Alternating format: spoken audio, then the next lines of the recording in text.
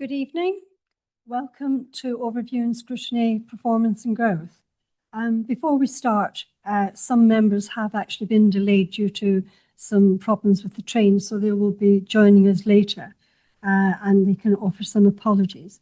So I think we can start now. Apologies. We have received apologies for Councillor Tevlin and Pickering. Thank you. Moving on to item 2, members' interests. I have to say, obviously, one of the items is going to be about Market Town regeneration, and as a St Ives representative, I actually have to declare an interest.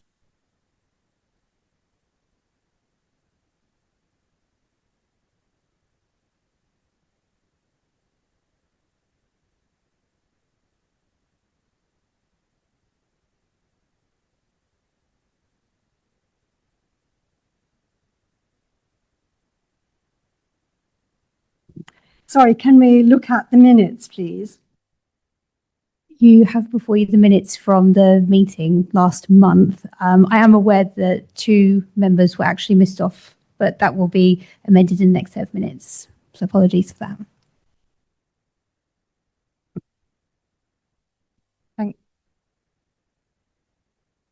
Thank you, Chair. Just on the one of the items that I spoke about, the health and wealth building, just want to clarify that I didn't seek clarification of where the funding for the health and wealth building came from, but to understand the progress and spend so far on the £750,000, which I was pointed in the right direction because it did go to the other panel. So we've got reports there that we can read. So I was quite happy with that. So I was just clarifying that it wasn't where the money came from. It was just I want to understand the progress. Thank you. Yes, we can make sure that's amended for you as well. Thank you.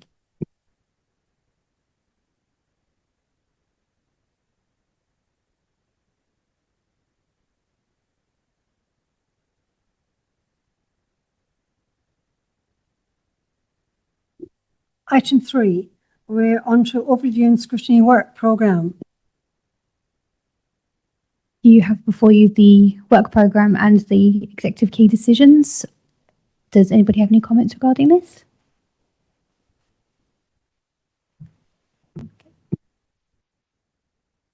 Thank you. Obviously, that can be amended or added to as we move through and as members wish. That's fine. If we can move on to item 4, outstanding responses from previous meeting.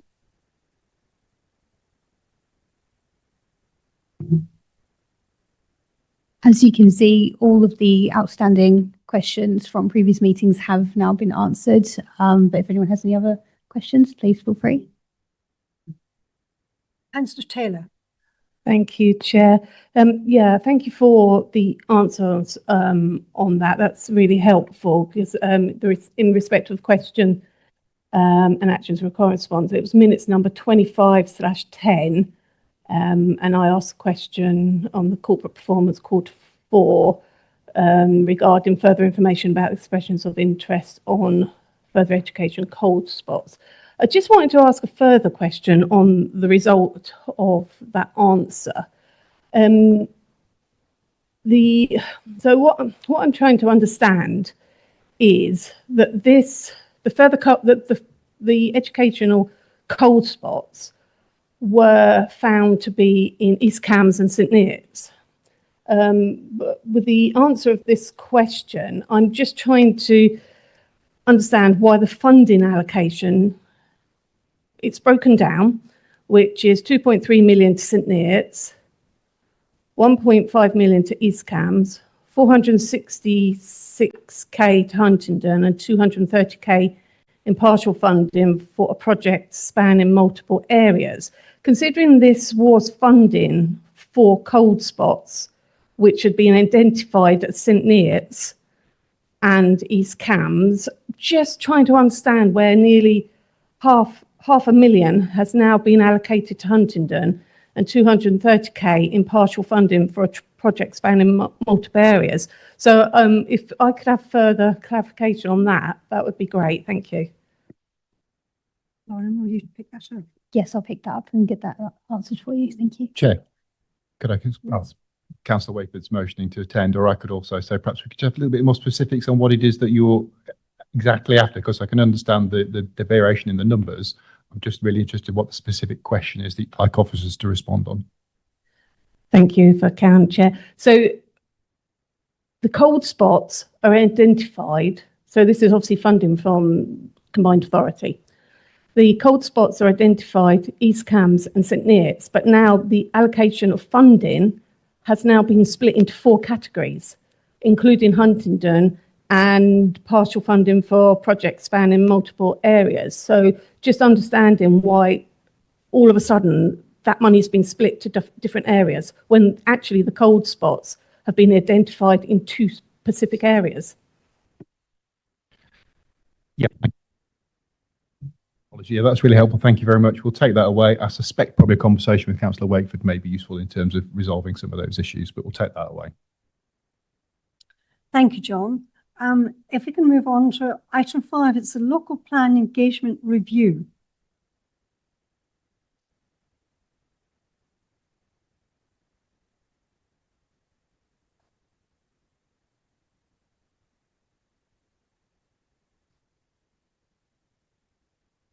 Good evening, Tom. Good evening, Fran.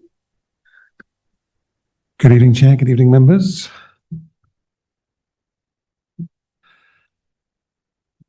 Well, good to see everybody this evening. So, as you can see from the agenda, we're just running through again local plan communications. We're approaching another key stage. So the report will just set out details on what we've done previously. We've reviewed the consultation and just outlined some of the future changes to the engagement. And there's also a proposed communication strategy for the next round of public consultation, which is scheduled for October, where preferred options draft local plan and sustainability appraisal will be consulted on. You see there's 3 bullet points where the recommendations are. I think the report is quite detailed. Happy to take any questions. Thank you. Yes, I agree, actually. I thought it was, and it was quite informative. I open the floor to members. Any questions? Oh, Councillor Gardner. Thank you very much, Chair.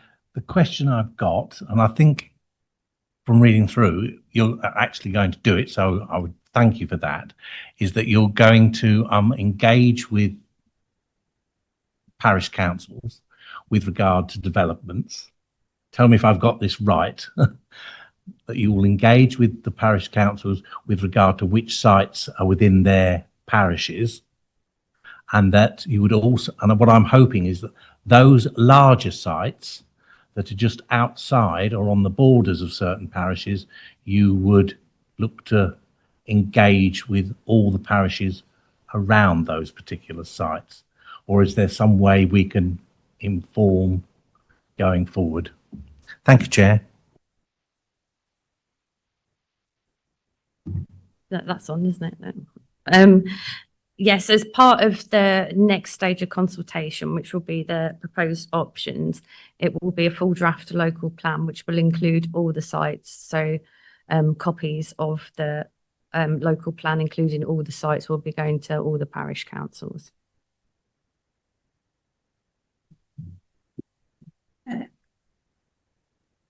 Councillor Jetty, yes. Thank you. So then it'll be okay for all parishes to comment on sites, even if they're not within their parish, because they may believe that there are certain things that a certain development may cause that parish a concern. Yeah, the whole of the local plan will be open for comment for everybody who wants to respond. Councillor Catmer.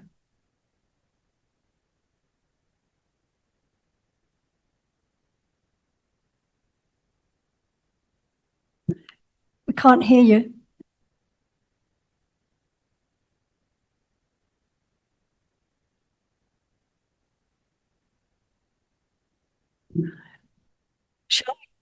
Oh, we can hear you. Yes, can hear you.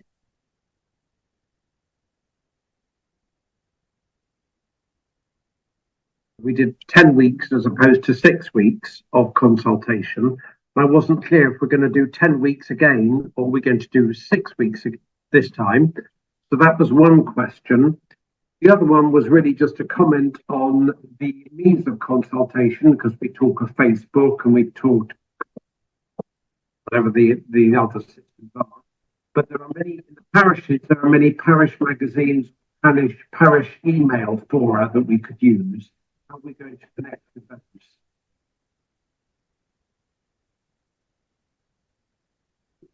I think we got most of that question. You sort of faded out towards the end. It was about use of parish magazines and other sites. Is that right? Yep. Thank you. Yes, yes.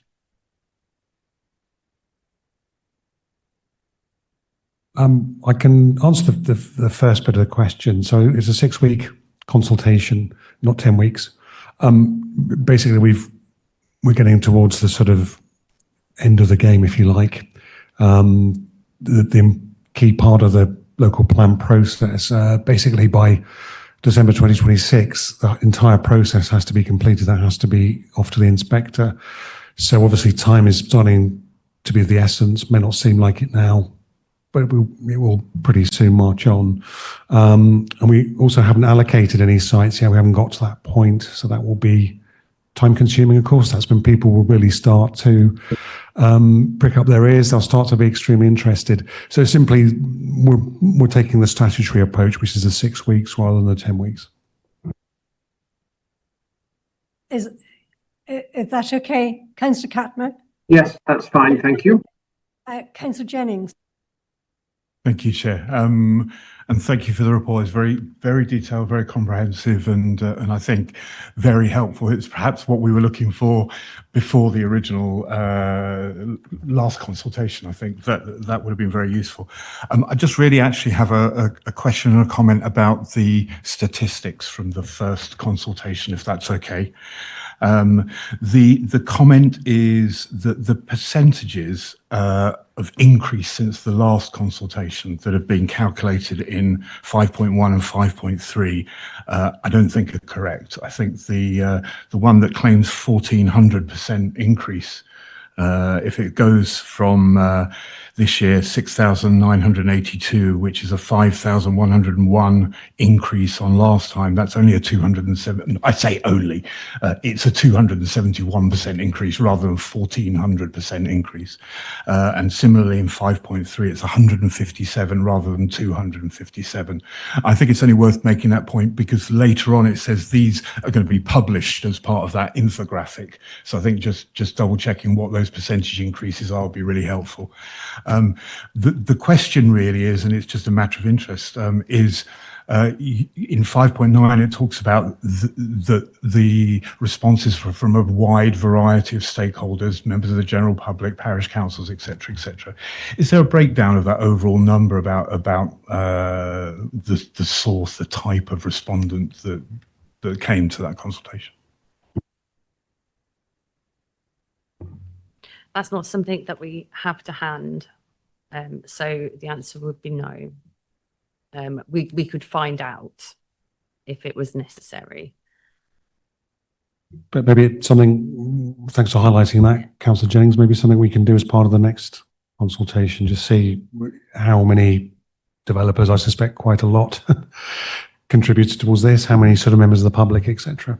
That's a good point. I think that's quite useful. I think obviously the changes in this percentages, obviously you'll just pick that up, Fran, and make sure that's okay. Did you have another question? No, Chair. I think Councillor Sanderson actually made the point. It really was just to.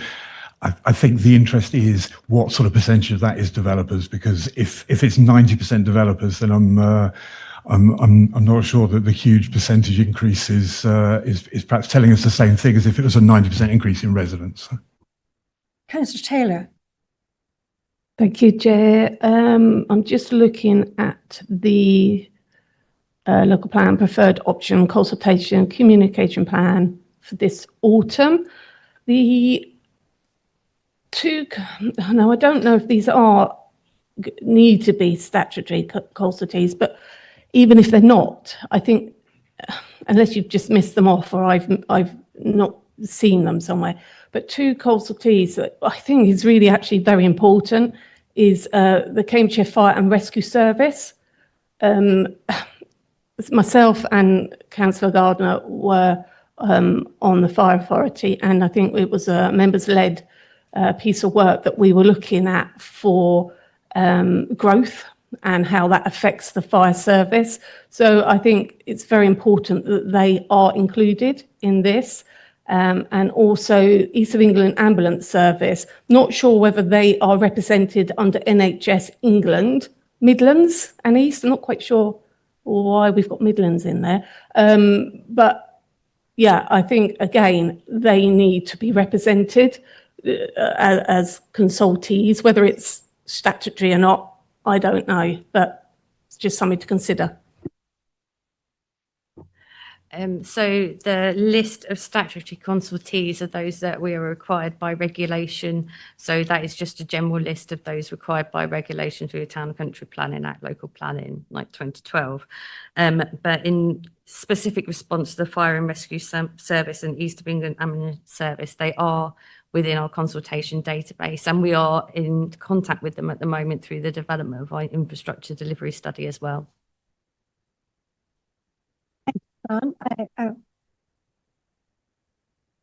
Thank you, Chair. I've got a much simpler question, and that is how do the bordering authorities fit into this consultation process? All the neighbouring authorities are also on our consultation database, and we have a legal duty to cooperate with the neighbouring authorities as well, which we are doing on an ongoing basis. Supplementary, please, Chair. So are we going to see some sort of report at some stages to how the councillors discussed our development plans with those of Bedford Borough? Yeah, we will be producing for the proposed submission plan a statement of compliance which sets out our duty to cooperate and our actions through that. So yes, it will be published. Thank you. As evidence, yeah.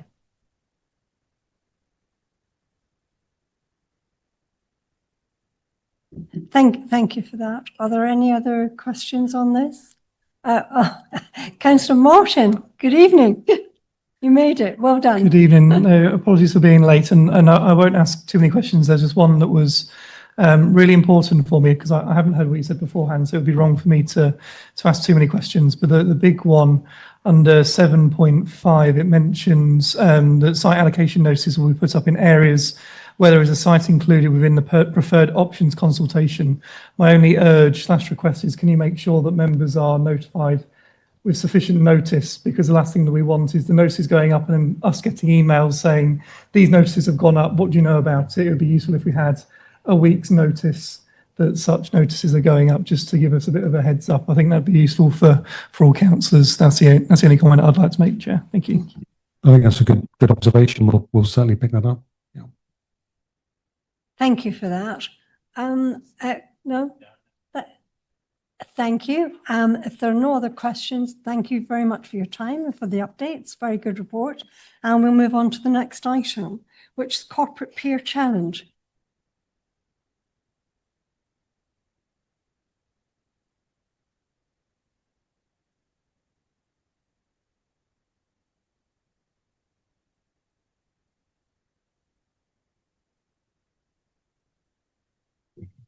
Good evening.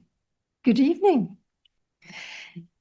So if you're happy for me to begin, Chair, thank you very much for having us back. We undertook that we'd come back and give you an update on where we had made progress on the back of the Corporate Peer Challenge. And I'm really pleased to bring this report to you this evening. I don't want to steal Neil's thunder because he'll take you through some of the detail.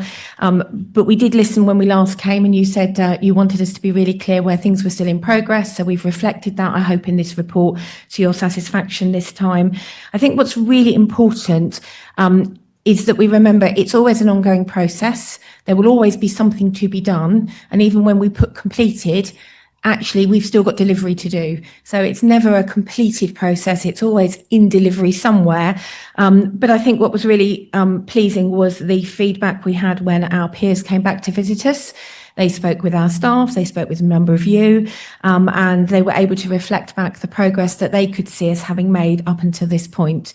And I think that's really important. It's important for our staff as well as for all of you as members of the council, because actually it reflects the hard work and energy that's gone in. But I'll hand across to Neil Sloper, if that's okay, to take you through the report in a little more detail, and then very happy to answer any questions. Also, I've got a bit of an echo. I don't know whether it's just me. Good evening, Neil. Thank you. Aha, it works. Good evening, councillors. So just a reminder really that the Corporate Peer Challenge is part of the sector-led improvement programme from the Local Government Association, and it looks at our performance, leadership, governance and capacity to deliver. So we received the report back in July 2024, and then we have an action plan in response to that. The review that we had previous to that was 2016, so it was a review that was due. In terms of the report, it is the third update to the scrutiny panel. So previous updates have been in October 24 and April this year. So this is the current status, which covers the actions across the council. So if there are any questions, obviously we'll try and answer them, but if not, we can get those responses for you. Following the feedback from the last update, actions that are completed have been marked green and completed. We've also provided the evidence list. So in section 9 of the report there's a list of the evidence so that you can at least see what corresponds to that. So there's a bit more transparency. And also those still in progress have got target dates set against them now, which I think was also a comment from the last panel. So I hope that's helpful for members. In terms of the summary position, we've got 27 actions which are linked to the 8 formal recommendations, and we've got 10 actions that were relating to the informal feedback, but the council decided to take all of those on board, so we've included all of those. So we've got 19 of the 27 actions now showing as being completed, with 8 in progress. And then of the informal actions, we've got 3 complete and 7 ongoing. And just a reminder, this is embedded within our corporate plan. It's part of doing our core work well. And action 60 of the corporate plan is to implement the recommendations and suggestions from the Corporate Peer Challenge. So open to any questions or queries. Thank you. Thank you, Neil. I'm on the floor. Councillor Martin. Thank you very much, Chair, and thank you very much for bringing this to us. Obviously, listening to what we said last time is really good, and the updates on the RAG stating as well as whether it's complete, ongoing or not started is also very, very useful. Just wanted to start on recommendation 1, which is to align finances and workforce to deliver the agreed political priorities, to include a review of organisational structures. Just for Sarah, really, just a bit of a reflection. So we've gone through the restructuring now. We've got our team in place. Seems to be working really well. The only question I have for you in the reflection is, how does your cabinet now fit within that structure? Because before we had the reorganisation, every head of service had one direct reportee when it came to the cabinet. Now we have heads of services that report into 2, if not 3, different cabinet members. How do you think that's going to work moving forwards when we're looking at the organisation and the workforce and the senior leadership team mentally working to your political priorities? If I may, Chair, thank you very much, Councillor Martin. That's a really good question. So we haven't made any changes at this stage, and we're obviously learning how we all embed and how that works. Certainly, it's working well with staff, and although we've got, if you like, cross-working, actually there's an awful lot of benefits to that, because it means that actually we make sure that we bring the different strands together, even though they sit under different parts of the organisational structure. Our officers are very used to working like that, and so are our cabinet members. But I take your point, might we consider a review? It's certainly something we'll look at across this year. However, given that we will have elections next May, it may well be something that is better for the new administration. But certainly we'll give that some more consideration. But there's no operational need at this point that would say that it's a necessary move to make at this stage. And certainly I suspect a new administration, even if it's all the same ones of us back in our same roles or in different roles, a new administration will have its view about how it wants to proceed and its corporate plan. So I'm mindful of not making things more difficult for officers at a time when there's quite a lot of change happening in the system. But it's a really good question and one I'll take away and give some consideration to. Thank you. Thank you. Thank you for that. That's good. A good point. Are there any other questions on this paper? No. Well, sorry, Councillor Martin. Thank you, Chair. If nobody else has any other questions, so on to a bit of a bugbear of mine, obviously communication and engagement. So in here we have recommendation 3. It says it's green and complete. But obviously when we go back to look at what the peer progress review was, it said that yes, a new strategy was put in place. Obviously we still haven't seen it, which was one of the requests that we had. But it also talks about the 3 campaigns that we have, or the 3 campaigns that have been identified. Personally, I haven't seen anything in our social media comms or any other comms that shows those 3 campaigns. So I think it would be useful to get an update on that. So as much as the initial putting a strategy in place has been completed, the strategy itself doesn't feel like it's been fully implemented yet. So I just wonder whether complete is the right, I accept that it's green because it's ahead of target, but is this something that is actually ongoing? And until we've got a significant distance into that strategy and we can show that it's working, I do feel that saying that it's complete is probably the wrong thing. I'm just wondering if we can try and get an update on when we're likely to see that strategy come to this panel.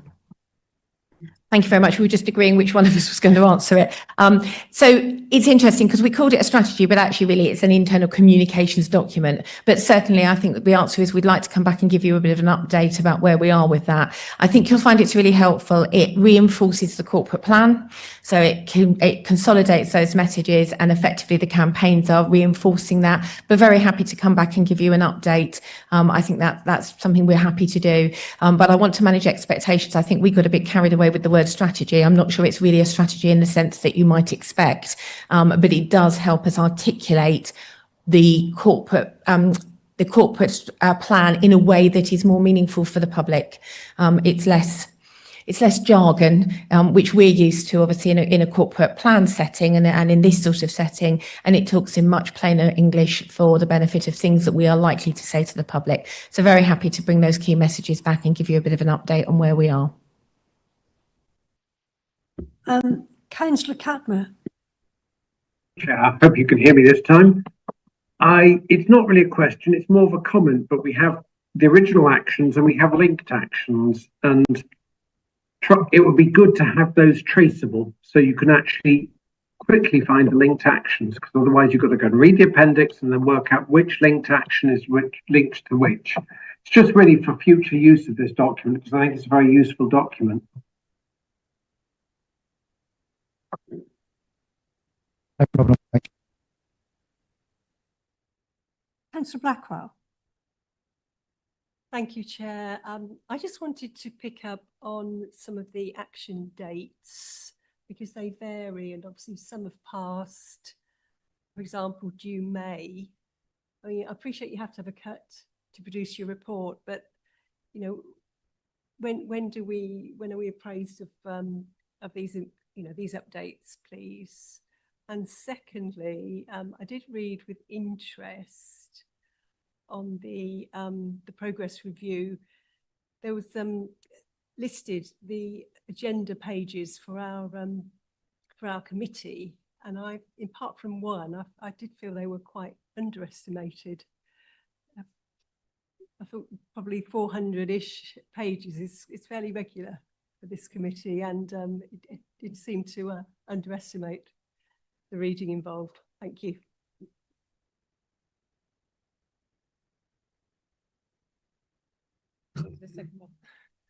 So in terms of the update, if there are particular actions that you'd like an update on, then obviously we can provide those, but we're back in the next quarter. So we'll be providing a cadence of regular updates for you. And I think based on Councillor Catmer's comments, we'll provide that hierarchy of just those actions so it's traceable for you, just make it a little bit easier to see. And Chair, if I may, I'll come back on the reading.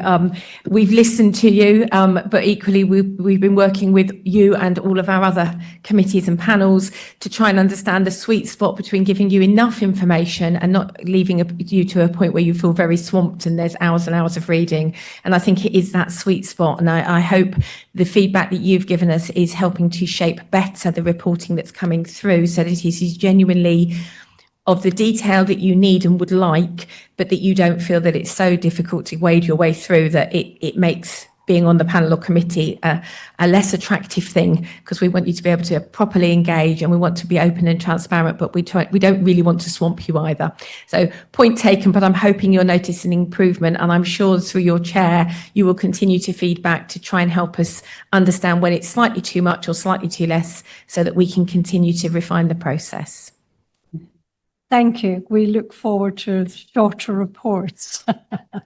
I think I can speak for all of us, actually. In the Chair, room. I'm sure the officers will be delighted if they're shorter. Fine, thank you. Are there any other questions on this item? Thank you for that. And we'd like to move on to item 7, which is increasing affordable housing.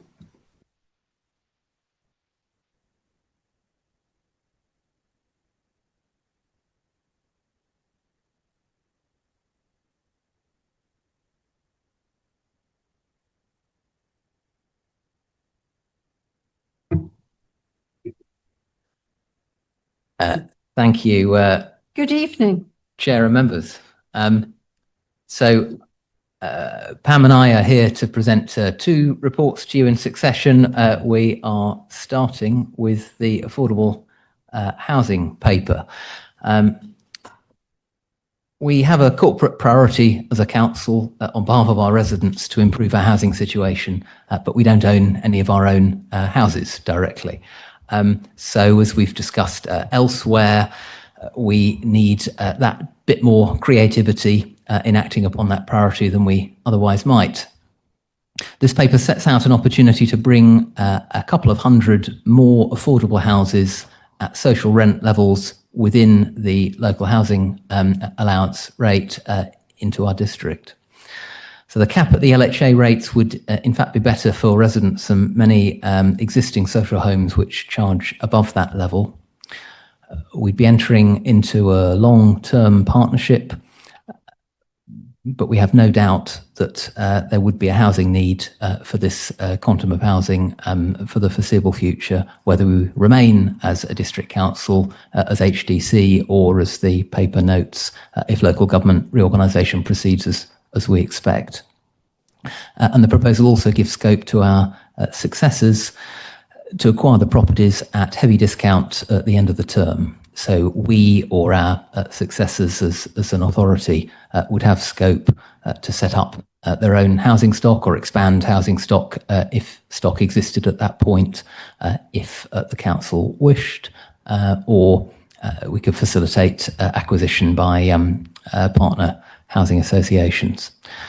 And I think the proposal presents an opportunity of raising the bar on the quality of affordable housing in particular, both in terms of the build quality, but also its environmental sustainability and comfort and cost of living in a warm and sustainable home. So it would be valuable for tenants within the properties, but it's also, I think, setting a standard more broadly, proof of concept of social housing at that quality and environmental level, which is relevant to our ongoing engagement with other housing providers as well about increasing the quality of what they provide. The paper seeks support in principle, assuming that our due diligence continues to reflect what we're reporting back to you in the paper and will unpack.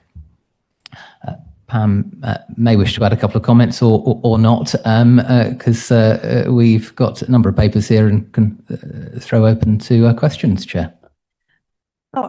Reading the report, I thought it was quite a remarkable report, actually, in terms of win-win. However, I'll say no more about that at the moment, and I'll open the floor. Councillor Gardner. Thank you very much, Chair, and thank you very much for the report. The thing that concerns me on 3.3, it states Inspired Solutions has not yet completed any developments. They are in contract with other local authorities and have agreements to place to deliver 752 homes. So how many homes have they actually provided to other authorities? Because my main concern is we're jumping into bed with somebody that hasn't actually provided any new homes to any authority to date. And that states that in your document here. And for me, when I used to run my own business, I'd be extremely concerned about signing any agreement where we cannot see what they've actually delivered. So I need to know, and I think this panel needs to know, how they're going to deliver and what makes you certain that they can deliver. Thank you, Chair. Thank you. So the first question Councillor Gardner asked, he then answered, because the report sets out quite clearly, as he quoted, the organisation has broader links, but fundamentally they have not finished completing properties. That's what the report says. But they're at various stages of completion in different areas. So there's a point around. Forgive me, Councillor Gardner, I've already answered the question. They have not. Sorry, can you just finish that? Then I'll let you come back. Thank you. Yeah, Councillor Gardner is welcome to come back to press for more detail. But per 3.1, they've not yet completed any developments. There is no lack of clarity about that point, Chair, and naturally, the nature of our conversations with them have been more challenging and probing in view of that, but obviously we do have opportunity of engagement with others that they're working with, and Pam may wish to add a little detail about conversations that we've had to support our confidence on that one.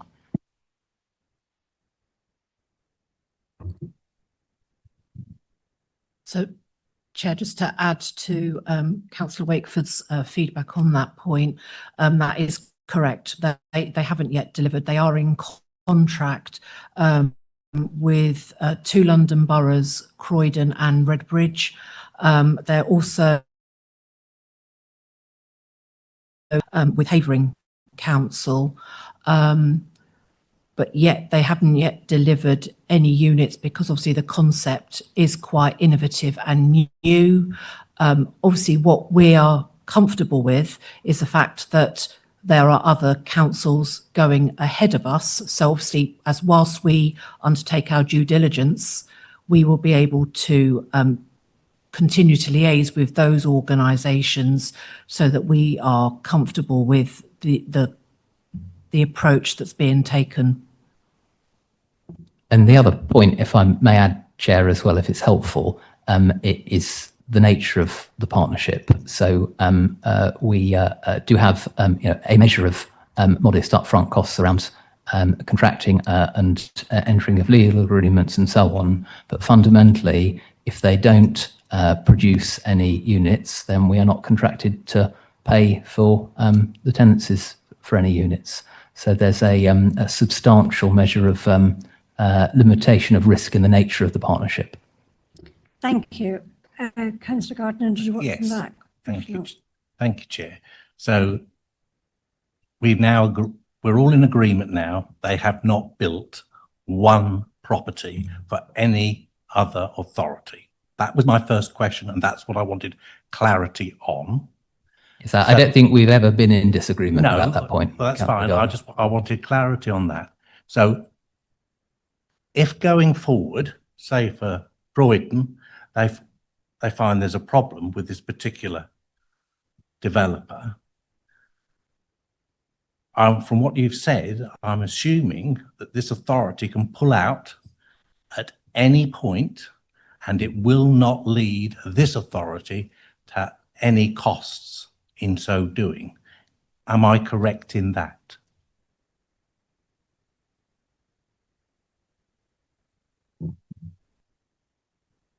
So the report is asking for us to work in principle with Inspired Solutions and for us to continue sort of the legal due diligence in relation to their activities.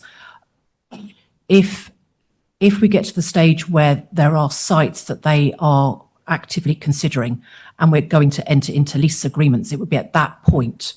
But up until that point, we will only have the council's legal costs for undertaking that due diligence. Okay. All right on that. No, that's fine.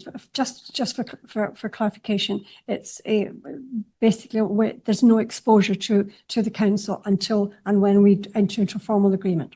Fine, thank you. Yeah, so we've both underlined that point, Chair. Absolutely, it's not completely cost-free because it costs money to instruct lawyers to enter into upfront agreements. But in the context of spend over 40 years across 200 units, that's fairly trivial, and that liability would not arise if they don't provide units as contracted. So there are different sorts of partnership. There are risks in all of them. This is relatively low risk. And of course, even a developer who had developed hundreds or thousands of houses might go bankrupt tomorrow. Even developing things ourselves, we might find that we weren't the most effective organisation at delivering something that was new to us, and so on. So there's risk in any project of this nature we might embark upon. The proposal we're putting in front of this committee is one that we've kicked the tires on firmly, and both through assessing due diligence of this particular partner, as well as their ethos and approach, their match with how we work as a district council and what we prioritise as well. We are bringing this forward because we think it's a reasonable risk to take, Chair, in the context of the benefit for our residents. Thank you for clarifying again. Councillor McAdam. Thank you, Chair. Yeah, reading their own literature, I thought it was absolutely wonderful. I thought this is fantastic. I've never been so inspired, if you might pardon the pun, as to what the promise is here. But then again, like when Councillor Gardner was saying, I then read that they haven't actually built anything yet, and we are. It seems to me that we're going into a partnership with an organisation which really has got a lot of good words on paper, but no actual experience. And I wonder if that's actually wise. And I would like to know how we actually got into this position of partnering with them rather than another organisation which has got a lot of experience behind it. We know exactly what to expect. The thing is, if you're a new organisation, which they are effectively, and I also note that it's not just about delivering housing, it's also about providing pension funds as well. There was that at the bottom of it, I noted. How confident can we actually be that we're making the right decision here, and should we not step back and just have a second thoughts about this before we move it forward any more on it? Thank you. If I may, Chair, there are a great number of developers operating in the housing space with different models, some of which are available to local authorities to progress, particularly relevant to local authorities that don't run their own housing companies to bring forward properties themselves, as of course we don't, and I flagged we don't have our own stock. This is not a place to delve into the history of all of that. I dare say some of us could, but The proposal before us is to work with this organisation. We've met with a number of organisations. It won't surprise you, as I say, developers of different sorts. We're choosing to bring this proposal forward because we've got a significant degree of confidence. We can't guarantee that it'll come forward any more than we can guarantee that even projects that we might be running ourselves don't have issues along the way. So there is risk in everything we do. As my previous answer underlined, I would also flag, though, there is the risk of inaction for residents on our housing register who need properties, and the quality of many of the existing social homes in our district is not what many of us would want. I think it's safe to say as well. And so this is part of our broader suite of activities to improve the quality of the housing situation for our residents. But in the context of that, the proposal that we're inviting your comment upon is to engage with this particular developer as opposed to a range of others that operate in the field. Did you quickly want to come back on that? Thank you. Thank you. Yeah, I think what I think I'm really trying to get at is, would it not make a lot more sense than to go into association with an organisation which we've got a proven track record, because these people haven't. It's not just about aspirations and all the rest of it. We need to have confidence, and the fact that we are taking what I see as a very big risk in this. I know there's not a lot of risk in terms of financial loss to us and all the rest of it, but we do need to make sure that these houses are delivered in a timely fashion, because there's people out there that need housing. So I just think that it would be better whether we went with somebody who's got a proven track record rather than somebody who's right at the very beginning like this. That's what I'm saying. Thank you. I would, and I'll turn to Pam momentarily. I suppose I would just invite Councillor McAdam or others with similar concerns, I suppose, to set out the nature of the concerns that they have as clearly as we can, because as I've set out, there is not a substantial degree of expenditure. The liability on this would arise in the event that they deliver what they would be committing to do, and this is additionality. This is not instead of the same thing with somebody else. This is a proposal that we're bringing forward for 200 houses, which in the context of our housing needs register is not large. This is modest but significant.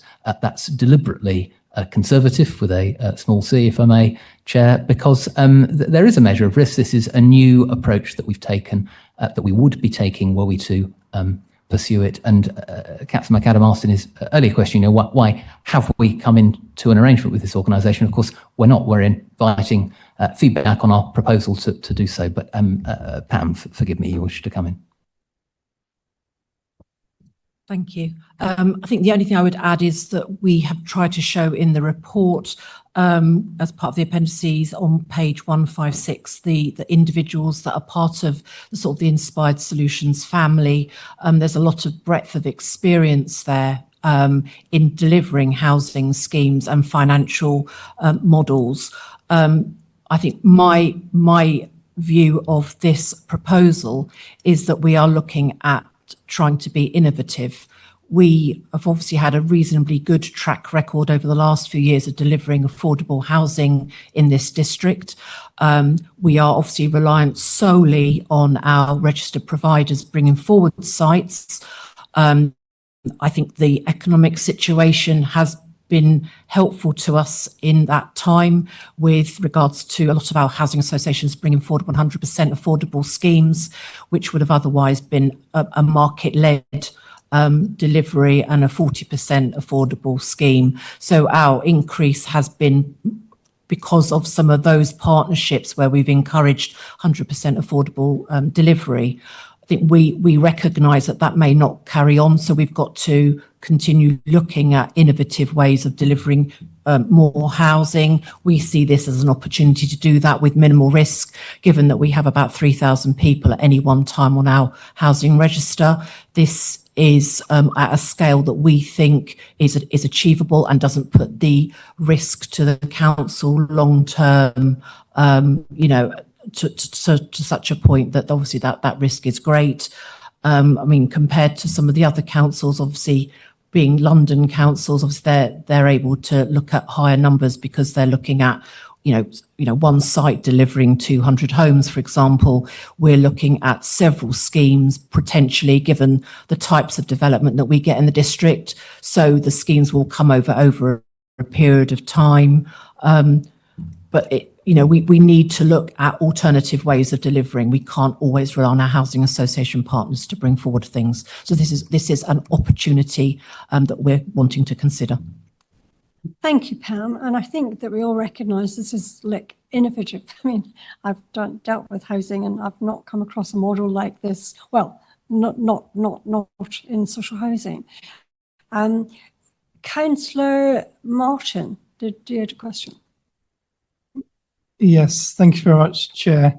And thank you for the report. I do tend to agree with colleagues that it is a concern and it feels like a bit of a risk that we are looking to engage with a company that doesn't have any experience.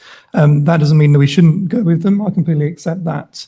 But it is a concern and it does feel like a risk. I look at what's in front of us and I wonder, why are we doing this? Why are we not instead saying we've got this plot of land, because I'm assuming that there's land that we're looking at developing for this proposal. We have this plot of land. We go out to developers and say, give us your best plan for this plot of land. And then that's brought to us and we pick the best option that's in front of us. Because at the moment we have one company that's being presented to us. Councillor Wakeford, you say you've spoken to many other companies. I completely, I know that has happened. I completely accept that has happened, but we don't know who you've spoken to. We don't know what they've said over these guys yet. What makes these guys better than all the others that you've spoken to? But also we haven't got any plans. So I don't get what this in principle working in partnership actually does. Quite frankly, other than we're saying we're exclusively going to work with this company and nobody else in this period for this project.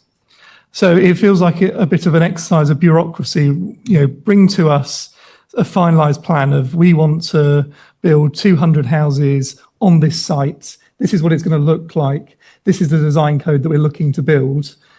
And let's have that conversation, rather than something that is very watery, very wishy-washy, and doesn't instill a huge amount of confidence. As much as I agree, if you read the literature that the developer puts forward, it is inspiring, to pardon the pun.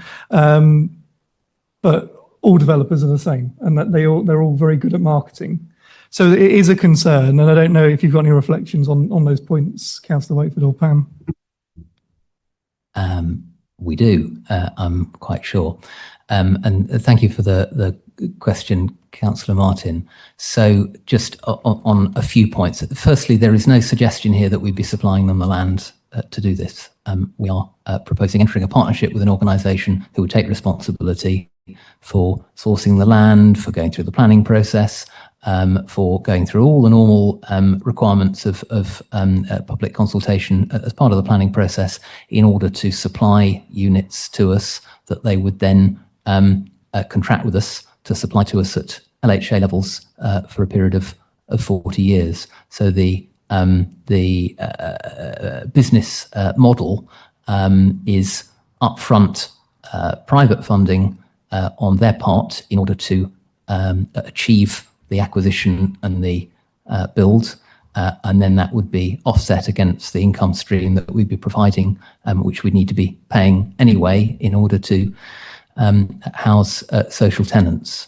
So this is in terms of the question, why are we not identifying a site and inviting bids on that? I mean, that's a different model of housing provision. If he's got sites in mind, he's welcome to bring them forward, and we may touch on that sort of approach on the second paper that we're picking up today, but this is a contract with a company who would take responsibility for identifying the land. So we're not defining anything beyond what is in our local plan around rules for housing, in the same way that a company could speculatively build 200 houses and then open a negotiation with us about use of those properties on a social basis. And indeed, plenty of companies speculatively build houses to then sell in the open market privately. This is not dissimilar in approach in terms of what they would be doing.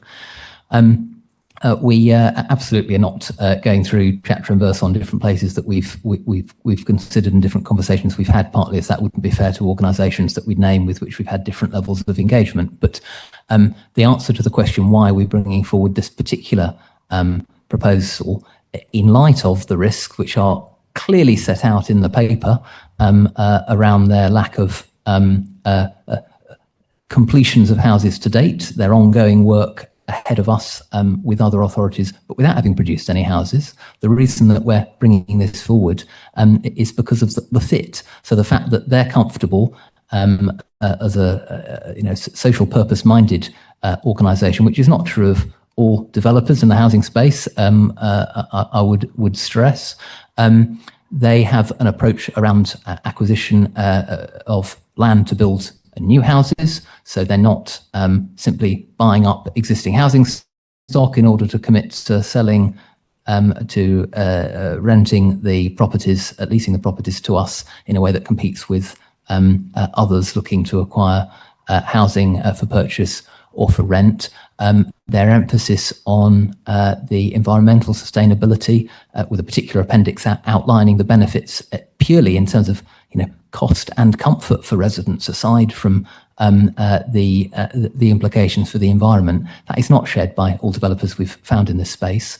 The emphasis on build quality as well, more generally. So there's a whole host of reasons why we feel and are proposing for comment from this committee that, notwithstanding the risks, that they are a desirable fit, and this in no way commits to exclusivity around our ability to work with other housing providers. In fact, quite the reverse. We are absolutely open for business and engagement with people interested in bringing forward housing on whatever basis in our district, subject to all the normal local plan rules as well. So this is about additionality in a context where, as we've said, there are ballpark 3,000 residents on our housing needs register, and this is a contribution of another 200 houses. Thank you. Short question, please. Thank you. Perfect. Thank you. And that explains a lot, Councillor Wakeford. I do appreciate that. And a lot of what you said completely makes sense. And I appreciate the level of work that has gone into this. As I said, there is still that inherent concern that the company we're looking to go with doesn't have the track record that we would probably wish it to have. Now, if this report was brought to us, say, 2 years ago, I think I'd be a bit more supportive of it. My concern now is that we're in the middle of a local plan creation, a new local plan. So arguably, why is this not being done as part of the local plan? How does this impact the local plan? Because if Inspire wanted to build on a site within our area, they could have gone through the process like every other developer can. But also, we don't know what the level of affordable houses that are likely to be delivered in that time because of the new local plan. So it feels like this could be getting a bit cart before the horses to some extent. You may say completely differently, Councillor Wakeford, and I appreciate that, but it just feels that is now the right time to be going into something like this when we have got the local plan imminent, and we've discussed it on the previous item. So that also is a concern. So firstly, I'm glad that my previous answer was helpful, and if the paper didn't set that out sufficiently clearly, then I'm pleased we've had the opportunity to add to that. In terms of the subsequent question, I would just underline, as I've said previously, this does not have, our decision here does not have a planning significance. Anybody can bring forward houses under our existing local plan. There's not a need to wait for a new local plan to be developed to build houses. We're not making any decision here as to where that would go. Any houses that they built, so the 200 houses, according to the terms of what we're discussing, would need to be built in compliance with our current local plan. And our current local plan both envisages and intends and relies upon people bringing forward housing. That's how planning works, and our housing delivery targets, on which we report regularly through this council. So I don't wish to say that this has nothing to do with the local plan, because clearly any housing must be compatible with planning rules, and the council as a local planning authority will determine that the other side of a firewall, as we do with these things. But I would gently suggest that there is no good reason associated with the fact that we're planning for a new local plan to not deal with the housing situation, because the more years we wait, there'll always be a successor local plan that we'll need to develop on top of the new one whenever we finalised it, and there will be 200 households of people languishing on the housing needs register. I get and forgive me, Pam has had a very polite hand that I've spoken across. And all I was going to add to that was that one of the quick wins for them would be to look at existing planning permissions that have already been granted on sites that haven't come forward. So we do advertise that as part of our annual monitoring report, sites that have got permission but yet haven't started on site. So it could be that they could acquire a site that's already got planning permission, which would speed up the process. Thank you, Pam. I recognise that actually on the report there's a 3-year timescale from application through to build. So I know there's lots of people who want to talk on this. Councillor Blackwell, I'll be a bit as quick as we can, please. Chair. Thank you. No, I won't repeat the concerns. I have huge concerns. Some comfort that their bankers are JP Morgan, but we've got no business plan, cost or lending per unit.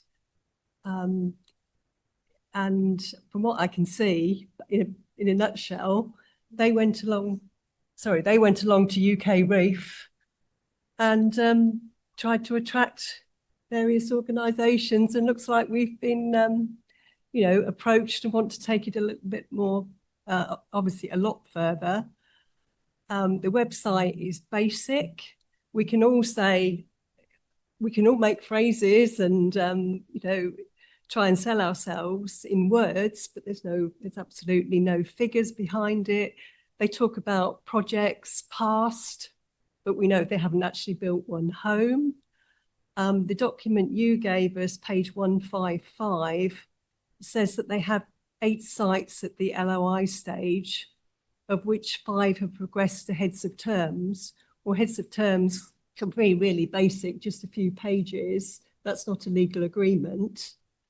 So my recommendation is that we do not enter into an LOI, without enhanced due diligence. I have huge concern about this scheme. I appreciate the need that we need for new homes, but apologies. I worked for a commercial bank lending, and we'd have thrown this out and asked for detailed business plans, and I don't see anything to support this, and I think we all have grave concerns. Thank you.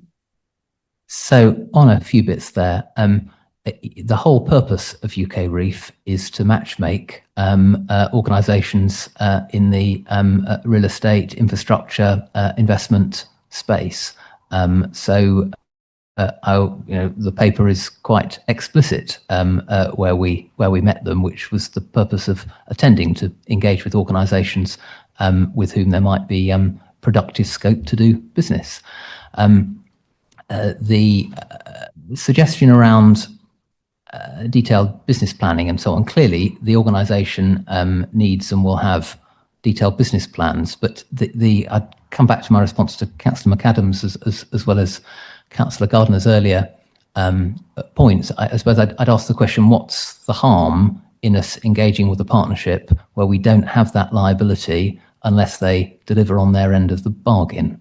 I would be, clearly I'm hearing scepticism and concern.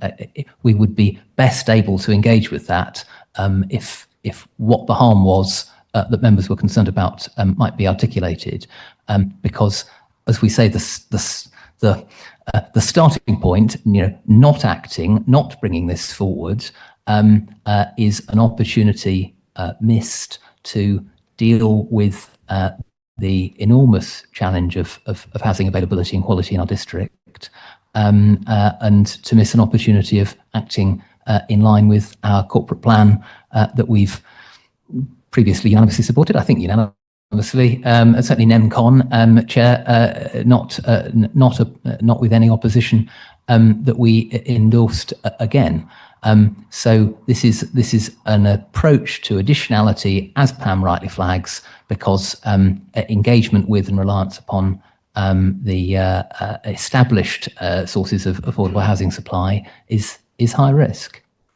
I hear you actually on that one, and I actually have listened to quite a lot of the concerns in terms, and I think there's no animosity. I mean, I think we all support housing very much, so I'm very, very supportive of that. I think there's just a general concern about the model. I think it's just unusual.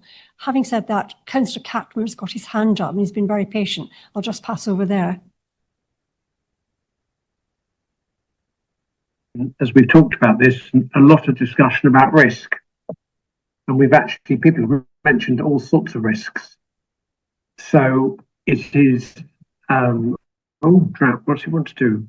Oh, go away. So I think,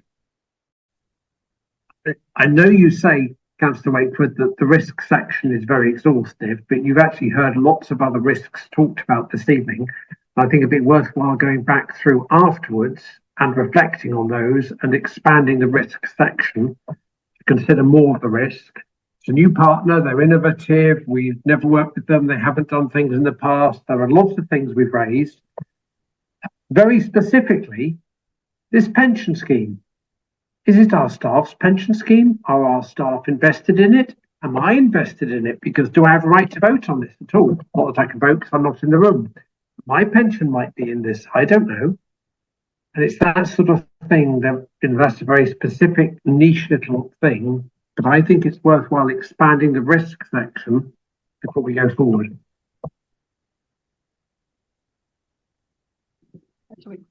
Thank you. So I think the risk section may not use the words that Councillor Cadmer set out, but fundamentally the fact that they're an organisation we haven't worked with already, who haven't delivered affordable housing completions as yet,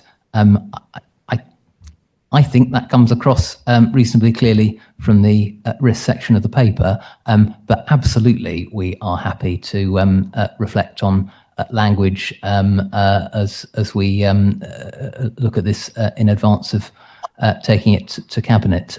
So very happy to do that. If there are completely distinct areas of risk, I would urge that we articulate those as well, because clearly the fact that they haven't worked, the fact that we haven't worked with them before, the fact that they don't have a track record with us or a track record that's got as far as housing completions elsewhere is a risk to the scope to meet the stated objective of providing 200 houses to us for 40 years.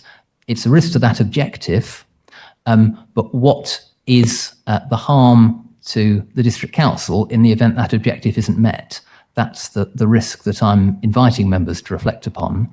And I'd be grateful for, I suppose, greater articulation if there continue to be concerns around the table of what the nature of that concern is. Because in simple terms, if there is a risk of them not meeting on what they say they can meet and they're prepared to plan around meeting, why is it any skin off our back, if I can put it in those terms? I don't mean it as crudely as that. As we've said, there is a measure of clearly officer time investment and costs around entering of legal agreements, but compared with the scale of benefit here, that is modest.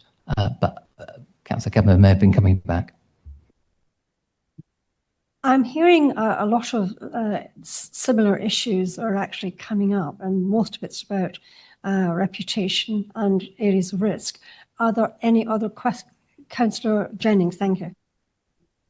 Thank you, Chair. I'll echo the sentiments that have been raised so far, but I mean, there is a specific risk in there that if we do go ahead, that we are suffered with void risk and vandalism risk, which I think is something new, and a risk that it would seem quite strange putting the council in at this point. I am concerned. And you know, I think the whole thing sounds great. And if something in my line of work, if something's too good to be true, sometimes it often is. And so I would be very, very keen in taking a step back and seeing how it goes in Croydon, see how it goes in Redbridge, see how it goes in Havering for the first couple of years of them delivering the things, and then come back and say, do you know what? Actually, it works, but it might not work. And quite frankly, you know, the housing provisions in Croydon, Redbridge and Havering are very different to the sort of housing provisions of Huntingdonshire. And I haven't heard that they're working with any similar district councils outside of London, from what you said earlier, unless you know of any. And I think it's a risk too far to us to be playing gambling with this district council as the guinea pig in such a situation, and I'd rather put a brake on it until we can see how it works in reality.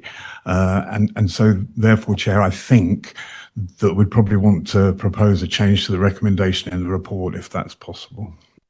Well, May I come back on that before you engage in sort of procedural steps, if that's helpful, Chair? So I would again just invite the committee to reflect on what it is Councillor Jennings is suggesting we're gambling, because it's certainly not the liability of LHI rates for 40 years times 200 if no houses are provided. I don't mean that facetiously. If gamble means risk, then this is a gamble and it's a risk because they may not deliver. But as we've underlined, really, the exposure in the event of that risk arising is relatively modest. There is risk in everything we do. We've been quite explicit that the whole construction of our corporate plan focused around influencing and enabling things beyond our direct control inherently is risky, because if you try and do things that you don't completely control, you don't have the ability to definitively manage them to success. Somebody has to be first with engagement with any organisation, of course, and this is an organisation that is interested in working in public interest space with local authorities. I believe we would indeed be the first outside of London, as Pam knows otherwise. But the benefit of waiting for a couple of years to see if this works elsewhere, in view of the outstanding housing need, and Councillor Jennings, I'm sure, gets correspondence in the way I do, in the way I'm sure many of us do, from people on the list and wishing to move up it and wishing to know when they can find a property to live in. There is an outstanding housing need, and I suppose framed against that, I question what the perceived benefit would be of not acting for a couple of years. There's been a lot of discussion on this issue. Councillor Taylor, this will be the last comment, and then we will move on.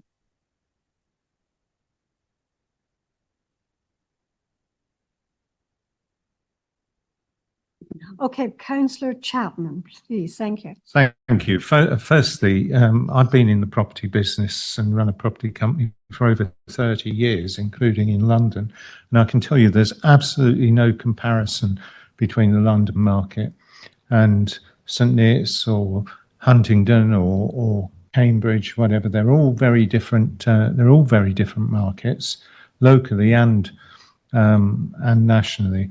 And so I can't see that there's some sort of comfort in what's happening in the London market. We're delivering affordable houses at the moment because we're putting an obligation on developers to deliver a percentage of market houses, a percentage of affordable houses. Those developers don't really like delivering affordable housing because it costs them more. It has higher governing standards. They can sell anything as market housing, but affordable housing has certain standards that they have to abide by. And effectively, what happens is costs of a development are shifted to the market housing to provide social and affordable housing. That's how the model works. Now, if we're just getting a company to provide social housing, then there isn't that option to shift the costs of development, and therefore we'll be paying a higher rate for delivery of affordable housing than we are through having it done as part of a development as the 40% or whatever in encouraging a development. I'm very aware that if you look at any of the savings banks on the money market, most of them that are paying a higher rate of interest, at the moment because they're investing in or putting money forward to property companies to build houses and new homes. And this seems to be one of those schemes where it would have to be a resort to that sort of funding in order to build. My biggest concern, however, is that it says 36 months here, and at my back I always hear LGR's chariot hurrying near, and 36 months is an awful long time when this council has an end date of probably 18 months from now.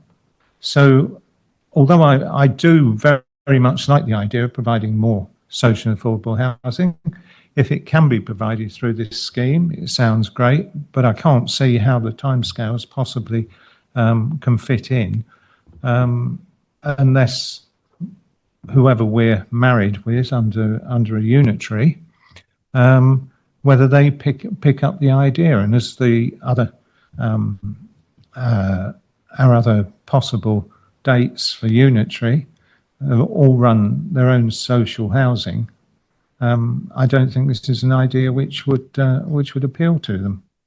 So on a few bits there, if I may. I do want to end on a positive note. I do think it's a good idea. We do need more social and affordable housing, and we do need to find ways of delivering that. But I think time-wise, finance-wise, the age of the organisation and their lack of experience, I'd be a bit doubtful that it's going to deliver. So in no particular order on those points, and I turn to Pam if she wishes to add as well. Firstly, we are not proposing to invest a stake in these properties. So there was references there around interest rates and expectations around cost of building. That would not be our liability. So we would not have a stake whether it proved profitable or not. The stake we do have is, if we proceeded with this, would be the right to purchase the housing at a significant discount at the end of the 40-year period if we wish to. But we're not bound to do that. So Councillor Chapman's points around interest rates and so on, I would suggest don't strike me as material to the risk for us and liabilities. They may link to a prediction, which certainly some of the articulation of risk and gambling around the table has sounded like a prediction of scepticism about whether the organisation will succeed in bringing forward what they're proposing to contract with us to bring forward. And that scepticism is clearly heard. I would link back, though, to the question of, well, in the event that scepticism is proved right, what's the harm set against the risk of loss of the benefit of the affordable homes in the event that they are built. Councillor Chapman's first points were around how the current model of affordable housing provision works, and I suppose the glib observation would be the market currently does not work perfectly in providing adequate affordable housing of different categories for our residents, as we all know, and I see him nodding. I know Councillor Chapman knows very well. In choosing to engage in a contract that would allow 200 homes being brought forward on this arrangement, we're not waiving anybody's affordable housing obligations on any sites as part of any planning applications. This is not instead of any other approaches to affordable housing. It's akin to us with our own housing company building 200 houses, except in that case we'd need an enormous amount of upfront capital as well as the expertise and so on to run that. On the point around timing, so as the report sets out, as I drew attention to in introduction as well, clearly on the timescales government has set out, we will be in a marriage, as Councillor Chapman puts it, well in excess of, well before the completion of the 40 years, and quite possibly before the start of the 40-year term of these being constructed out.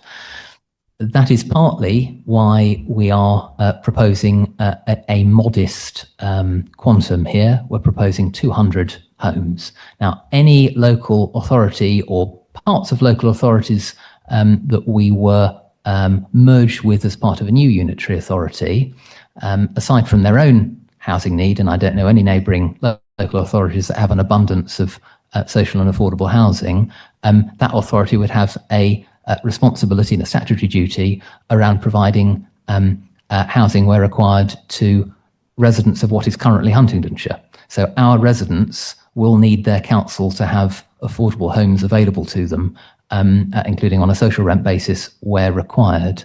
And so this is locking in provision of 200 homes for another 40 years. And as we referenced at the outset, I don't think anybody credibly believes that we won't have a need for a couple of hundred homes into the foreseeable future across that generation period of time. But if we did, have no need for it if the current government was even more successful in providing housing than its ambitious ambitions are seeking to, and nobody needed affordable housing. There is still scope to sell this, convert this to private housing as well. So we're not sitting there with a 40-year bill, even in that scenario. Councillor Chapman, and I said that with a smile, Councillor Martin, I trust, tongue firmly in my cheek, if you can do both of those things at the same time, as I trust was understood.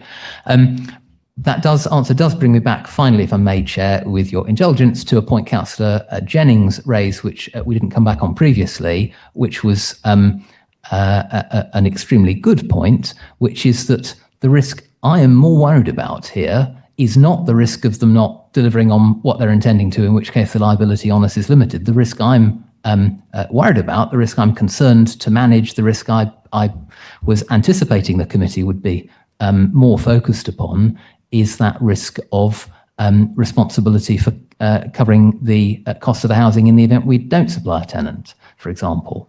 And that is the principal reason why we haven't added another zero onto the end of the number of properties we'd look to bring forward, because seeking to deal with most of our housing list when we don't know what's going to happen over a period of time would have a much greater degree of risk and uncertainty. But as I say, nobody realistically expects, I've seen no models that envisage we come close to not needing 200 houses.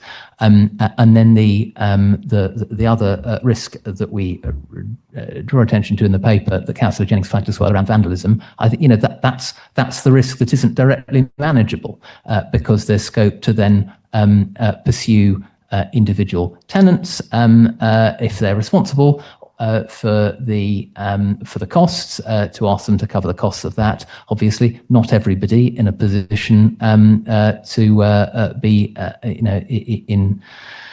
need of our housing is going to be in a position to cover that cost themselves as well. So there's certainly a measure of expenditure there, which, as I say, to me is the more substantial risk here, which we are confident in managing and confident is reasonable set against the benefits of bringing forward more affordable houses, which is why we've brought this paper here. So I will stop there, Chair. Thank you. Thank you for your comprehensive answer. I'm very Councillor Taylor, do you have a brief question? Thank you. And then I think we've got another paper, so a similar subject. Thank you, Chair. I think it would be useful if I did say my comments, because I'm going to buck the trend here because I am in support of this. Yes, I understand the panel's concerns with this being something that hasn't been produced by this company. But what we must remember, panel, is why we're doing this, is that it's for affordable housing. Not only that, it's very rare that you will get social housing, affordable housing that is set at the rates for LHA rates. Many tenants, our residents that go into housing, private housing, are on this, and there is a shortfall, and quite often they cannot afford this shortfall. So to see a model that brings this in is really positive. We also have the green elements of it as well, which gives them the affordability for their electric, etc. I think the risks are low. They're not huge.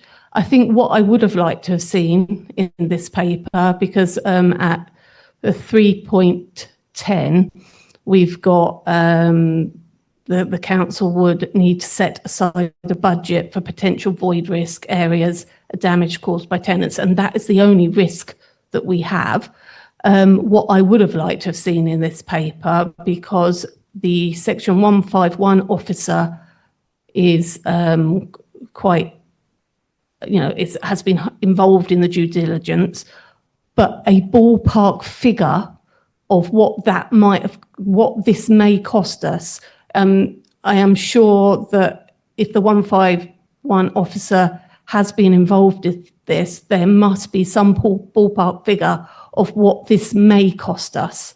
So that in the paper would have been really helpful to the panel. One more is, I'm going to pick up on Councillor Chapman's with the local government reorganisation. Is a bit of a concern for me. So 5.6, it says, why would, it talks about mitigation, unless I've read this wrong, to further mitigate the risk of insufficient occupancy in the units. Further demand is expected to be supported across the border areas encompassed by the new strategic authority, thereby providing a wider area of housing demand. Councillor Wayford has just spoken about that these 200 units should be kept in, as we know now, Huntingdonshire. So why would we need to further mitigate the risk of insufficient occupancy in the units by supporting exactly what the paper's saying, future demand across the bordered areas encompassed by the new strategic area? I think that is one of my concerns. If we're going to do this, we're going to do this for our Huntingdonshire residents.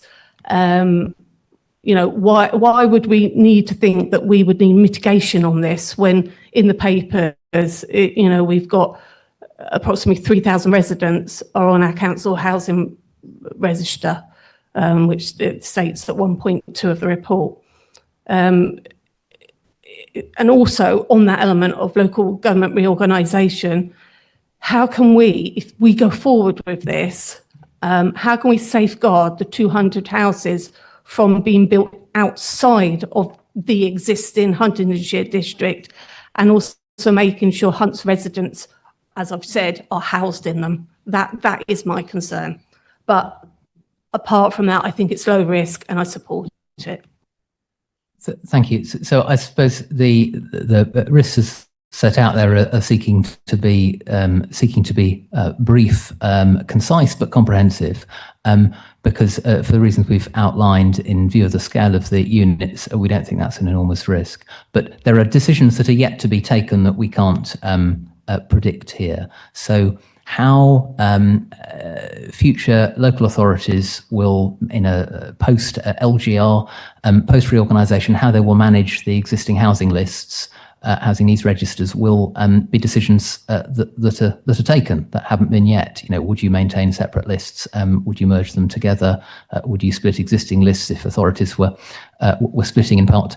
Those are certainly decisions to take. So there is, I think, limited scope for cast iron commitment now, any more so than there would be over a 40-year period, even if LGR wasn't on our immediate horizon, because councils may well be reorganised again in that period of time anyway, around certainty that it will be residents of an existing electoral unit that might not exist in future. So I think there is only limited confidence we can give. What we can say is this would be affordable housing that would be brought forward in our area. And the people most likely to need affordable housing in our area might be people who currently live in that area. But clearly, our district spans a certain distance. There are, I don't wish to speculate around certain LGR boundaries, but certainly, you know, social housing at one end of the district may be much more local to people who might be the other side of a district border, that we might be merged with in future, compared with our own Huntingdonshire residents at the other end of the district.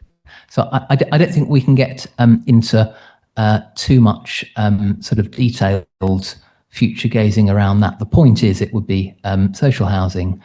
It would be available for ourselves or our successors, however they choose to construct that list. I think Councillor Taylor's points, she's quite right that the Section 151 officer obviously has been involved in this on behalf of our finance colleagues, and this wouldn't be in front of us if relevant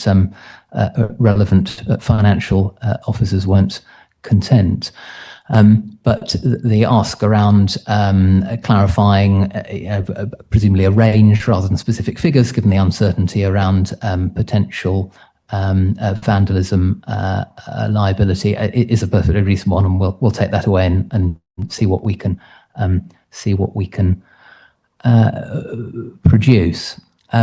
If I may say, finally, Chair, in closing, and I'm grateful for Councillor Taylor for her support in the context of perfectly reasonable, helpful questions. What I would say is I've heard a significant degree of scepticism from around the table about whether the organisation Inspire Housing will successfully bring forward what they are proposing to commit to us to do. I am less clear what precise risks to ourselves this panel is concerned about in that eventuality to articulate back to Cabinet when we consider this in whatever it is, a week or two's time.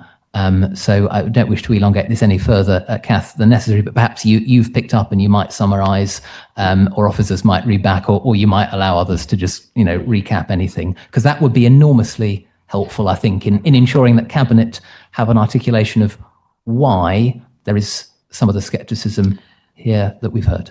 Thank you for that. If I may, and if I can sort of summarise from what I've heard from everyone around the table.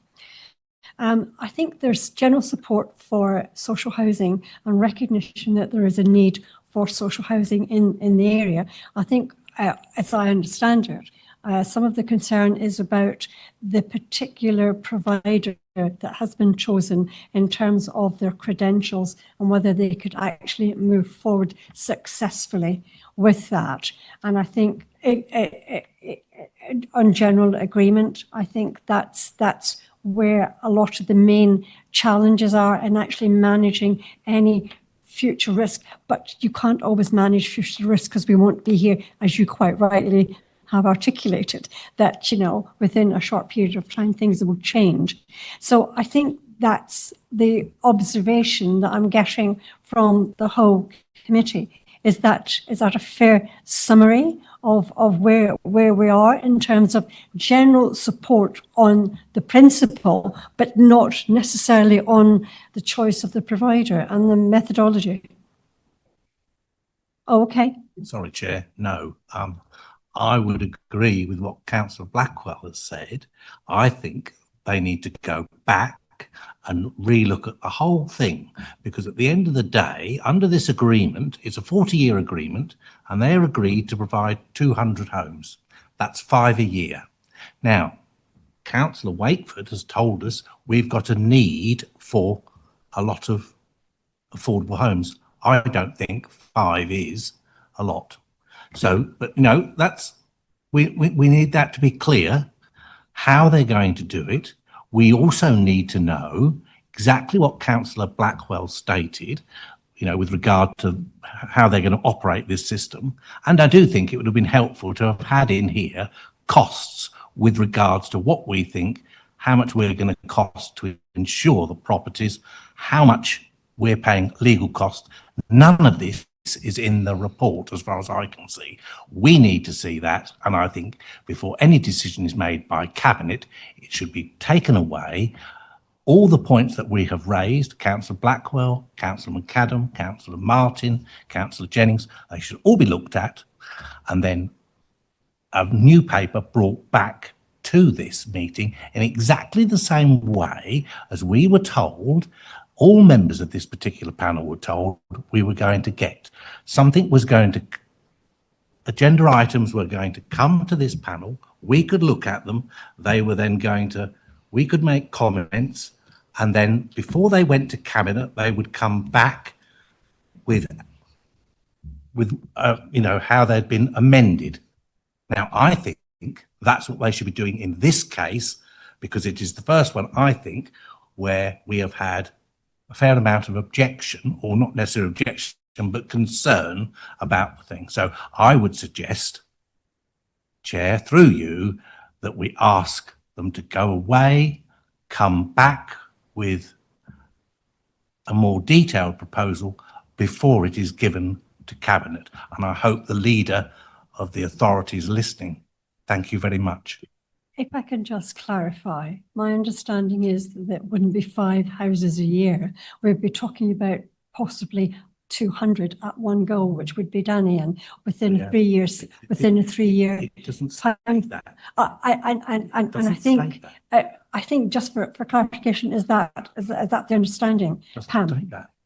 So the paper does set out that we'd be delivering 200 units for a lease term of 40 years. We're not talking about 5 units a year over 40 years. But I, you know, grateful for the opportunity to clarify that if members have been unclear, because the delivery, as I think was correctly quoted by, was it Councillor Chapman, of 36 months.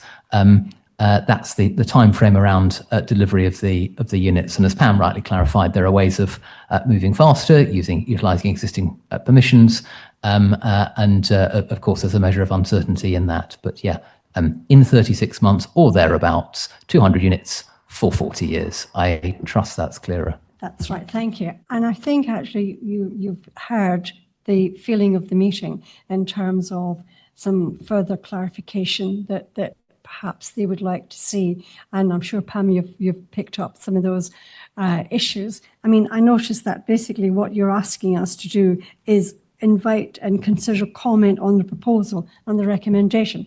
I think there's been several proposals and suggestions as to the way forward that we might want to take on this.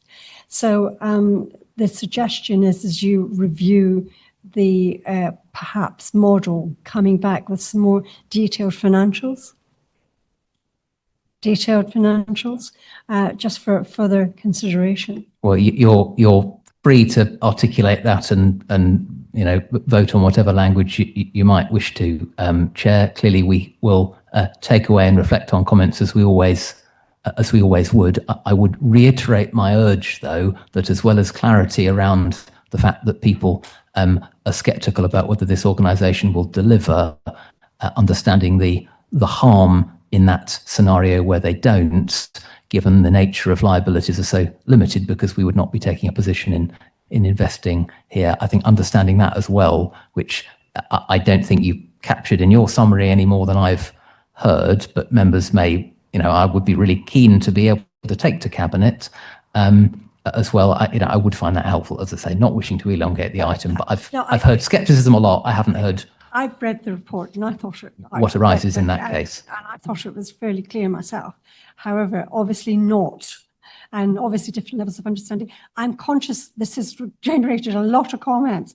I need to be very, very brief, Anne, if you would, on this. Yes, I will. Thank you, Chair. We have been provided with a draft letter of intent. Can we make it very clear, those of us who do not want to proceed with this? Because I don't want this going to Cabinet with a mixed message. Thank you. Vote, please. Okay. Right. Sorry. Just a second.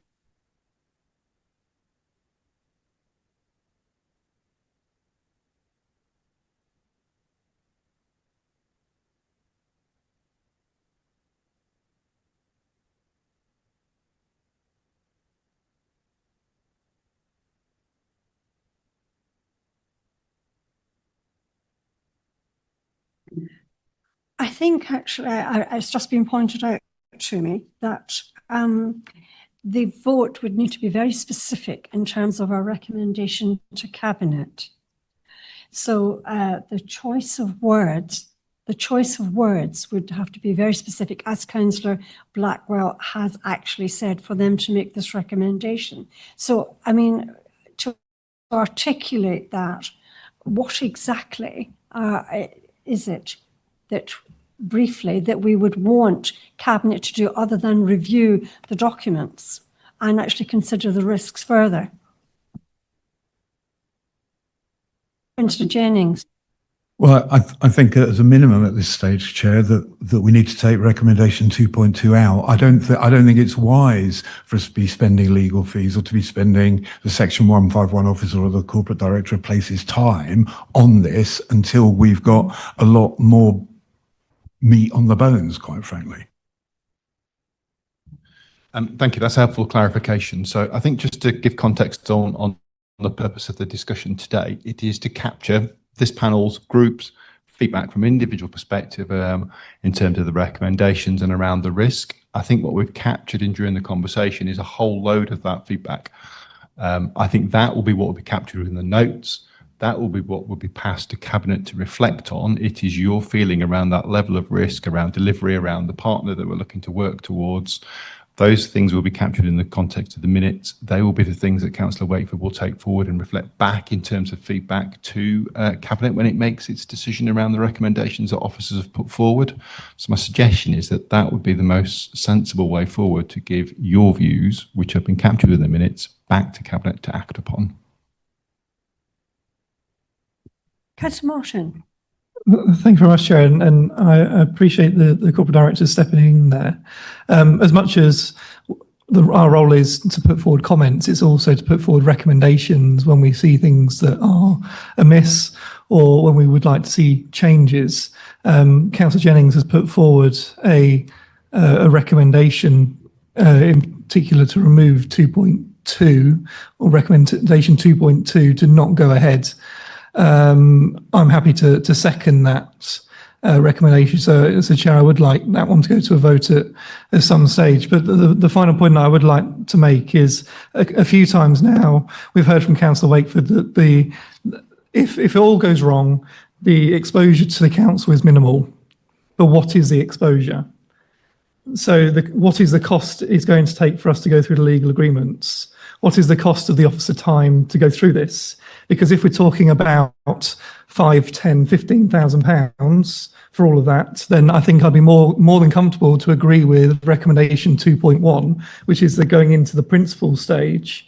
But if you come back to us and say, well, it's going to cost us about 150,000 pounds plus, then I'm going to be a bit, I'm not going to support 2.1. 2.2 has to be removed. It has to come back to this council before any formal decision is made on whether we go ahead with any lease or sublease, is my personal opinion, hence why I've seconded Councillor Jennings' recommendation. But it would be useful to know what is our exposure if after the in principle stage we decide to decline, how much is it going to cost to get to that stage? Thank you, Chair. Okay, well, before us then, we're having a proposal about removal of, on the recommendation to 2.2. Okay, can I have a show of hands for that recommendation? Removal of 2-point section on the recommendation, which is to delegate authority to the Corporate Director of Finance and Resources. Okay, removing it, right. Okay, 6. I'm abstaining. Okay. Abstaining. Yes. Simone? Disagree. Right, okay, against, right. Yes. Okay. Okay. Thank you for that.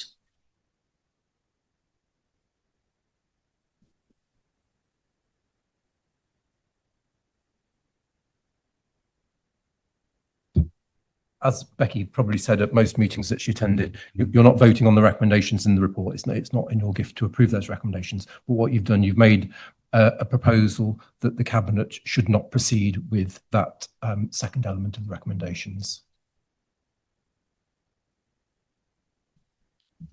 Thank you. I think we've exhausted that one. Thank you so much. Would like to. Would you like a 5-minute break before we actually move on to the next item, or do you want to carry on? Okay. So item 8, regeneration opportunities. And again, it's Councillor Wakewood and Pam. I'm so sorry. Thank you. You were unclear, Chair, whether you're offering members a break for 5 minutes as a comfort break or a break from the sound of my voice. But I'll just choose to interpret the more positive of those, I think. But I'll do my best to defer to Pam on this one to give you a bit of a change. The Regeneration Opportunities report in front of you is another opportunity to do something a bit different to what we've done before, as with the previous paper, to stimulate a positive change in our market towns.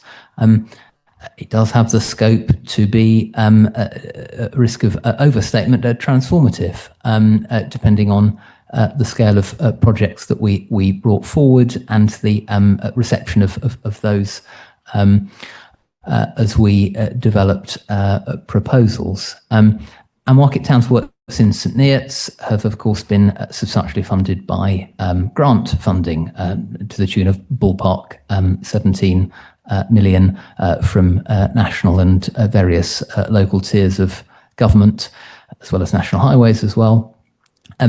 I think our position as an administration and my view that I would put to the panel is that we can't simply wait for similar orders of magnitude of grant funding to come along. We might be waiting for a little while. And of course, we haven't been sitting around waiting. We've been exploring alternative approaches.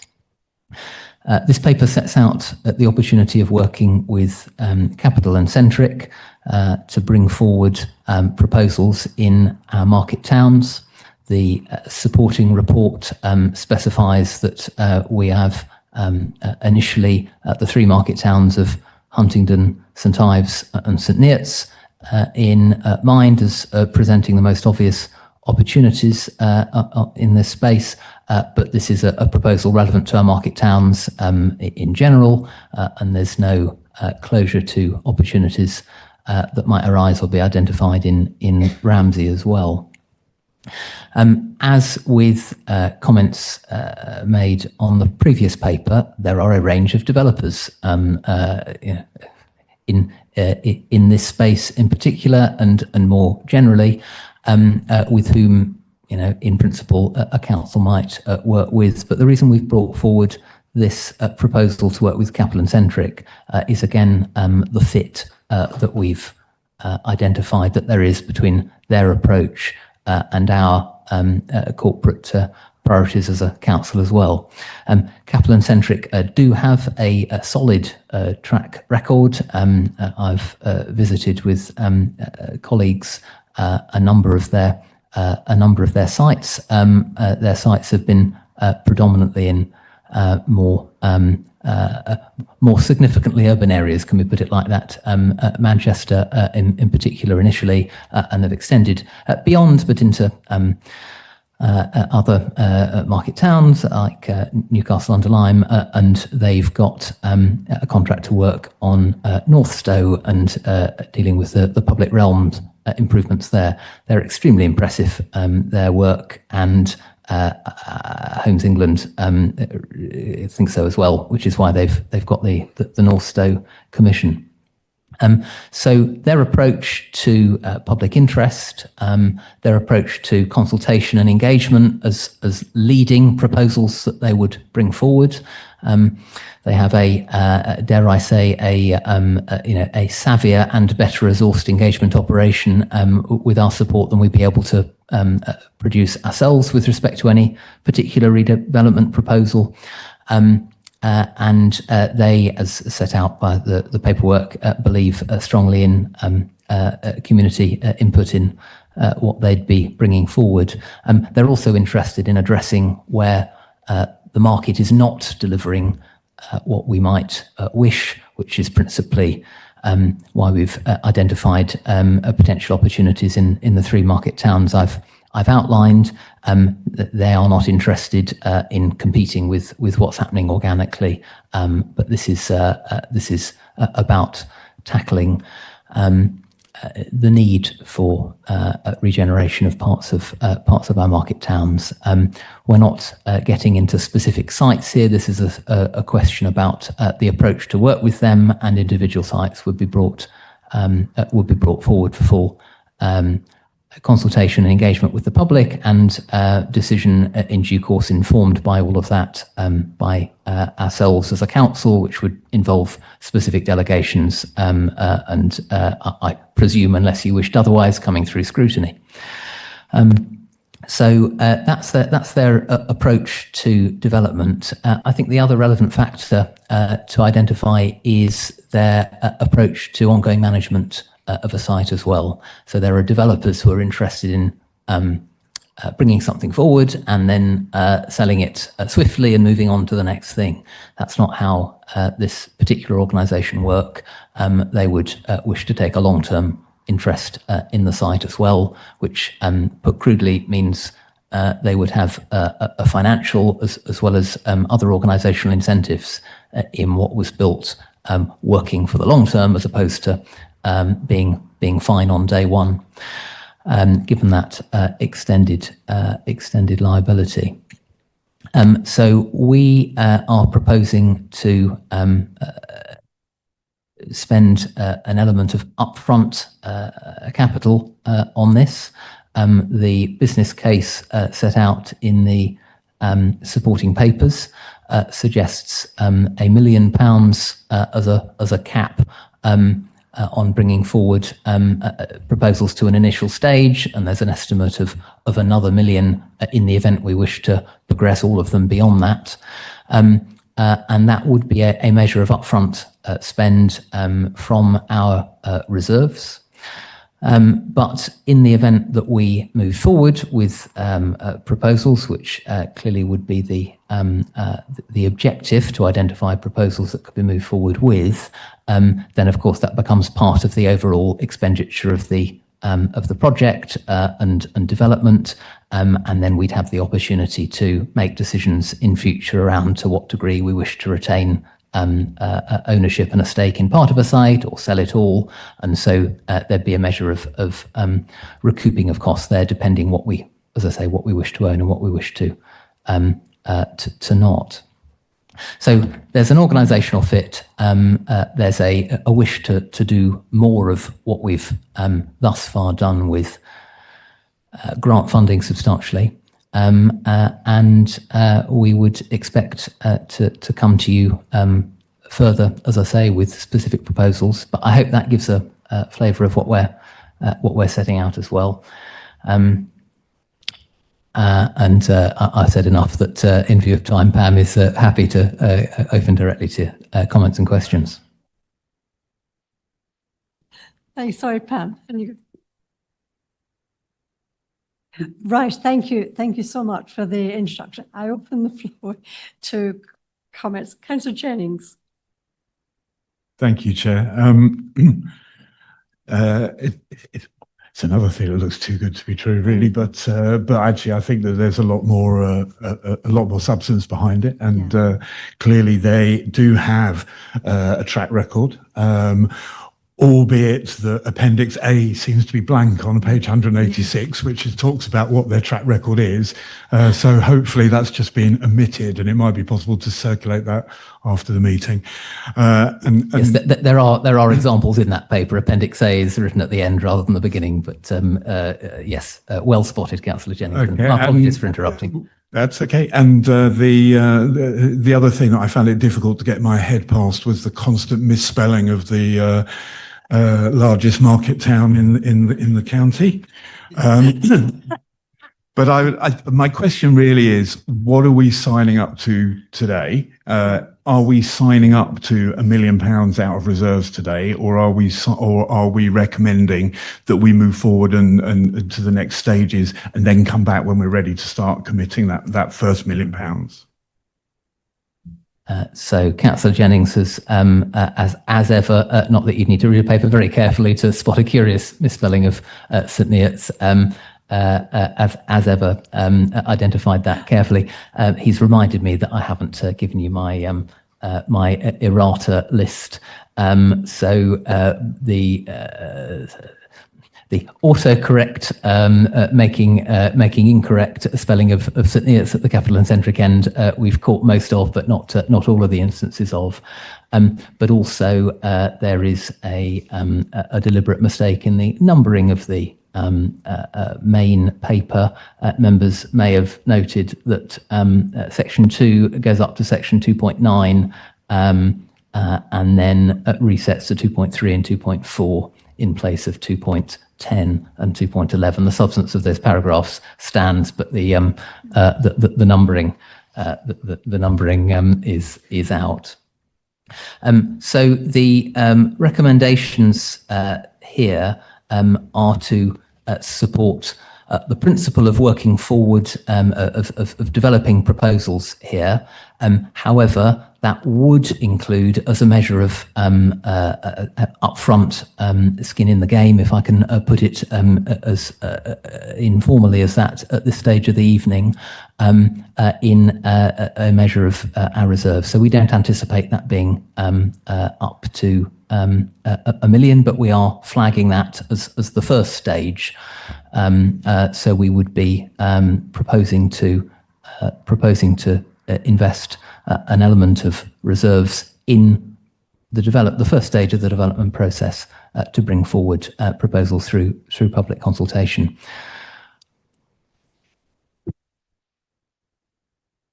Okay. Yes. And I'm looking perhaps towards the senior officers here about whether that level of expenditure out of reserves would require a decision by full council if it's outside of the budget cycle. I will take that away and respond. It's really section 151 to give that decision and call. She'll be the one who has that precise detail. So rather than give it a guess, I'll give you a factual answer outside the meeting. Councillor Taylor, did you have a question? Yeah, I do. Surprisingly, thank you, Chair. I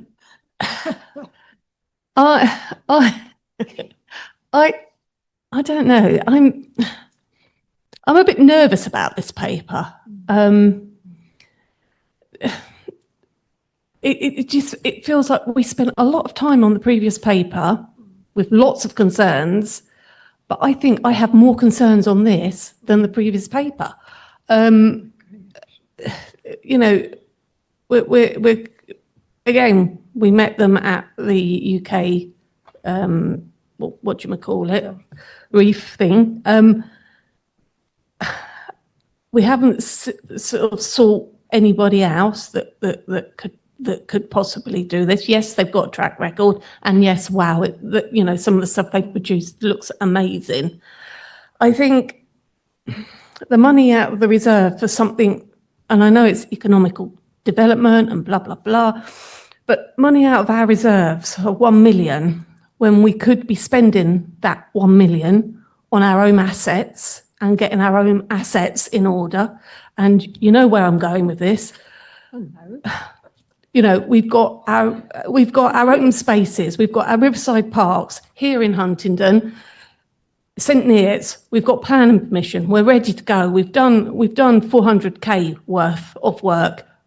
We need money to do that. And I know I'm going off, tangent here, but that's where, why are we spending 1 million on plus maybe another million on a private company?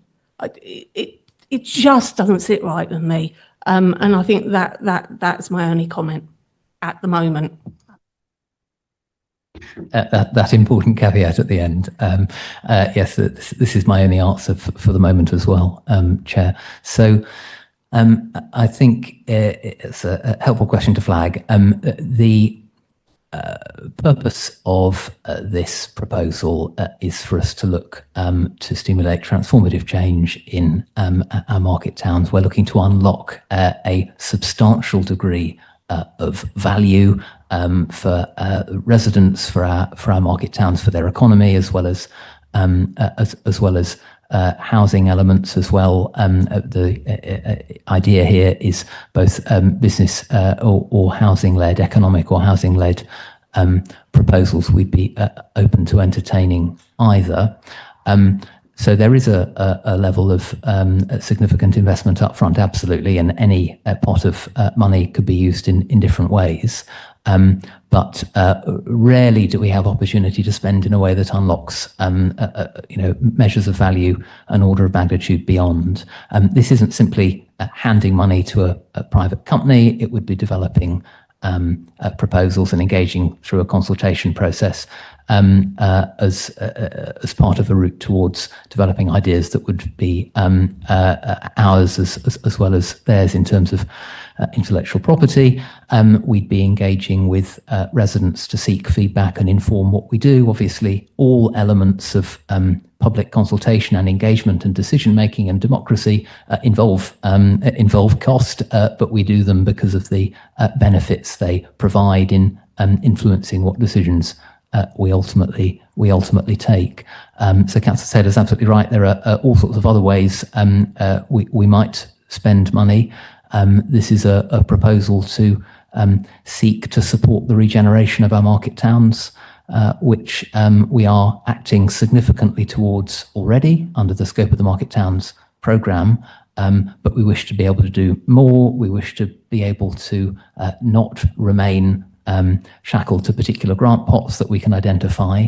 There are lots of developers who I wouldn't have the confidence to bring forward a proposal and wouldn't wish, as a member representing one of the market towns, to bring a proposal to work with.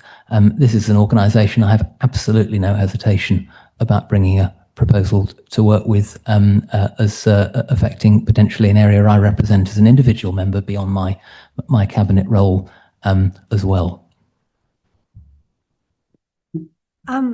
At this point, actually, I would like to ask a question myself, and it's again based on what Councillor Taylor has already alluded to. The provider that we seem to have chosen, whatever, does seem to have some track record, but it's very city-based. It's very urban rather than sort of a market town focused or working in specific areas like around with conservation areas, and it's that would be a concern. Do they have any experience in a more local sort of like for like region rather than city based? just to come back to you on that, Councillor Glenno.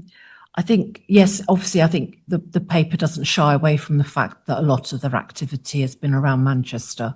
What they have also done, though, is they're obviously working in other areas, not to the level and scale that they've delivered in Manchester. So, for example, Farnworth, where they're working, they're delivering only 97 units, but that was a scheme that they're bringing forward as a business.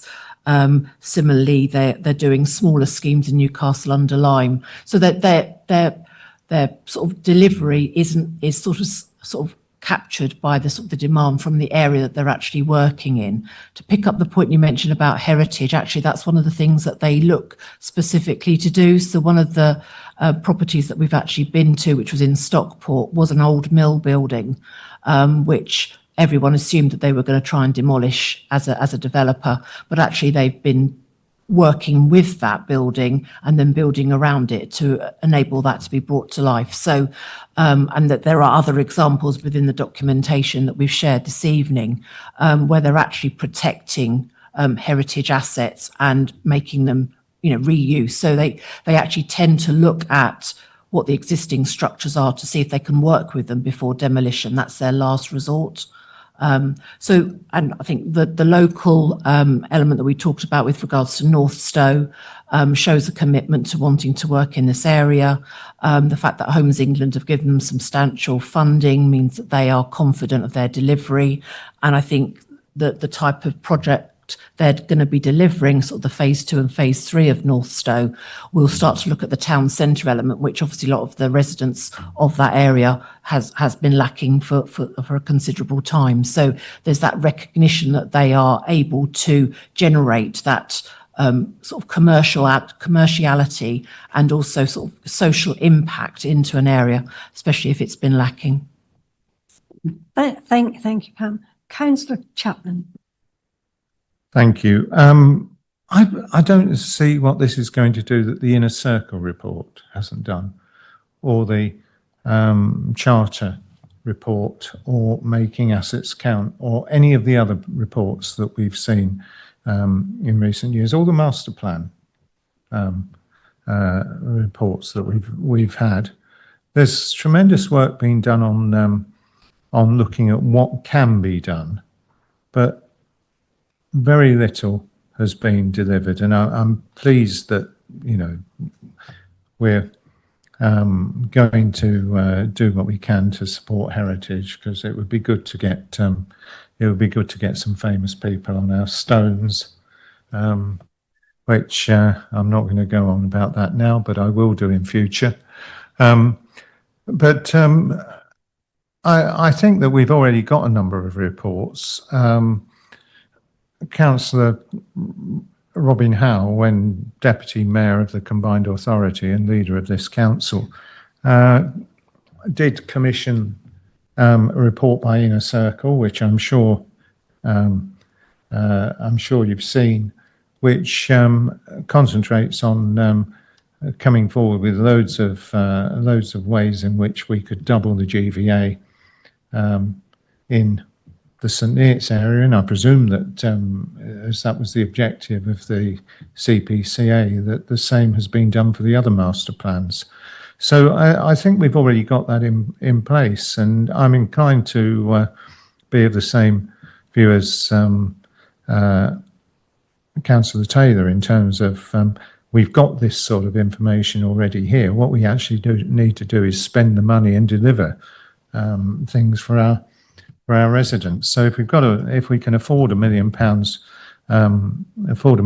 for some consultants who the next authority to take over from us may not agree with their recommendations, I think it would be far better for us to actually spend that £1 million on things, completing things that we already have in the pipeline. So I'm not although it's, I'm sure this is a great organisation. We've paid for reports from other organisations previously and not implemented them. So let's get on and implement some of the things that we already have in the pipeline.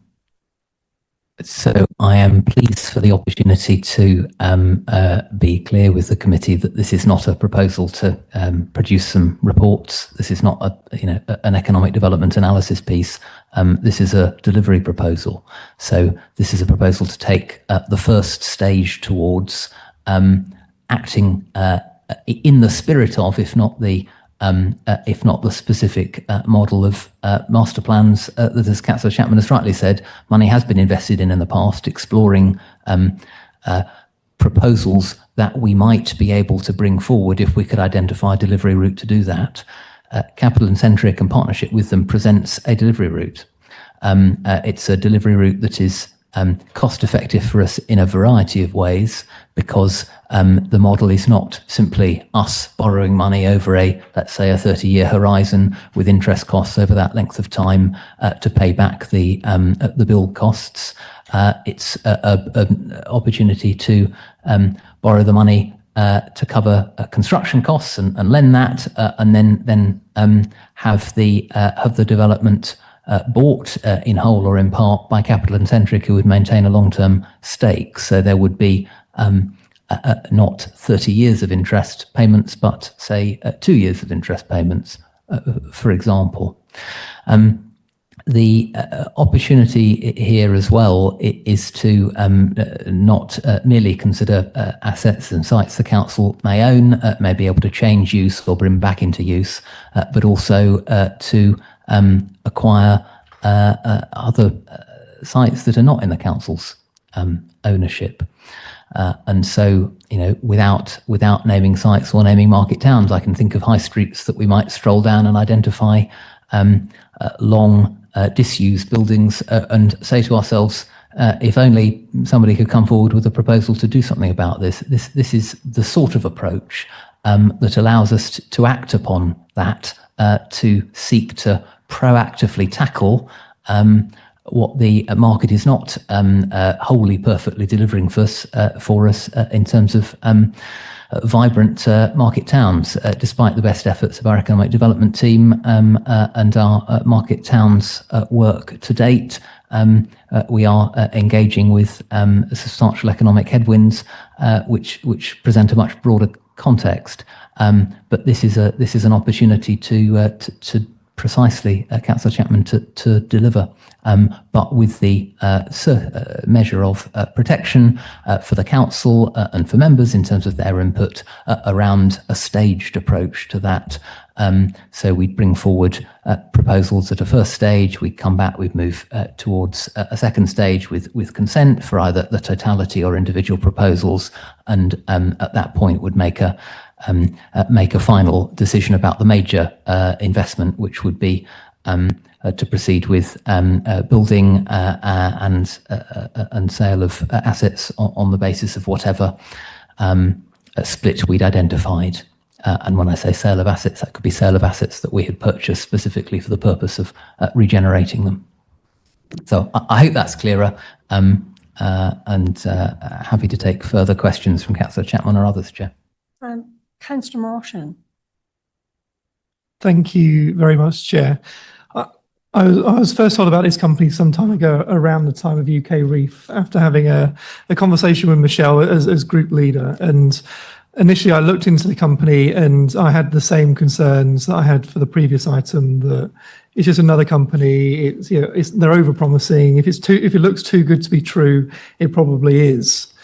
But the more research that I did into the company and into this proposal subsequently, I see this kind of proposal, not necessarily this business case, but the idea of regeneration in this way as being a great idea for our district, great idea for our market towns.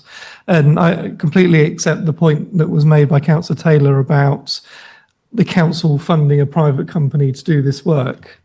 But the way that I look at it is that some of these proposals, doing the research that I did into them, the benefit that the community got out the other end was significantly more than what was put in. So one of them, the cost to benefit ratio was 1 to 3.5. So for every £1 million the council put in, they got £3.5 million worth of value out of the other end. So it is an investment. It's an investment into our towns. It's an investment into our area.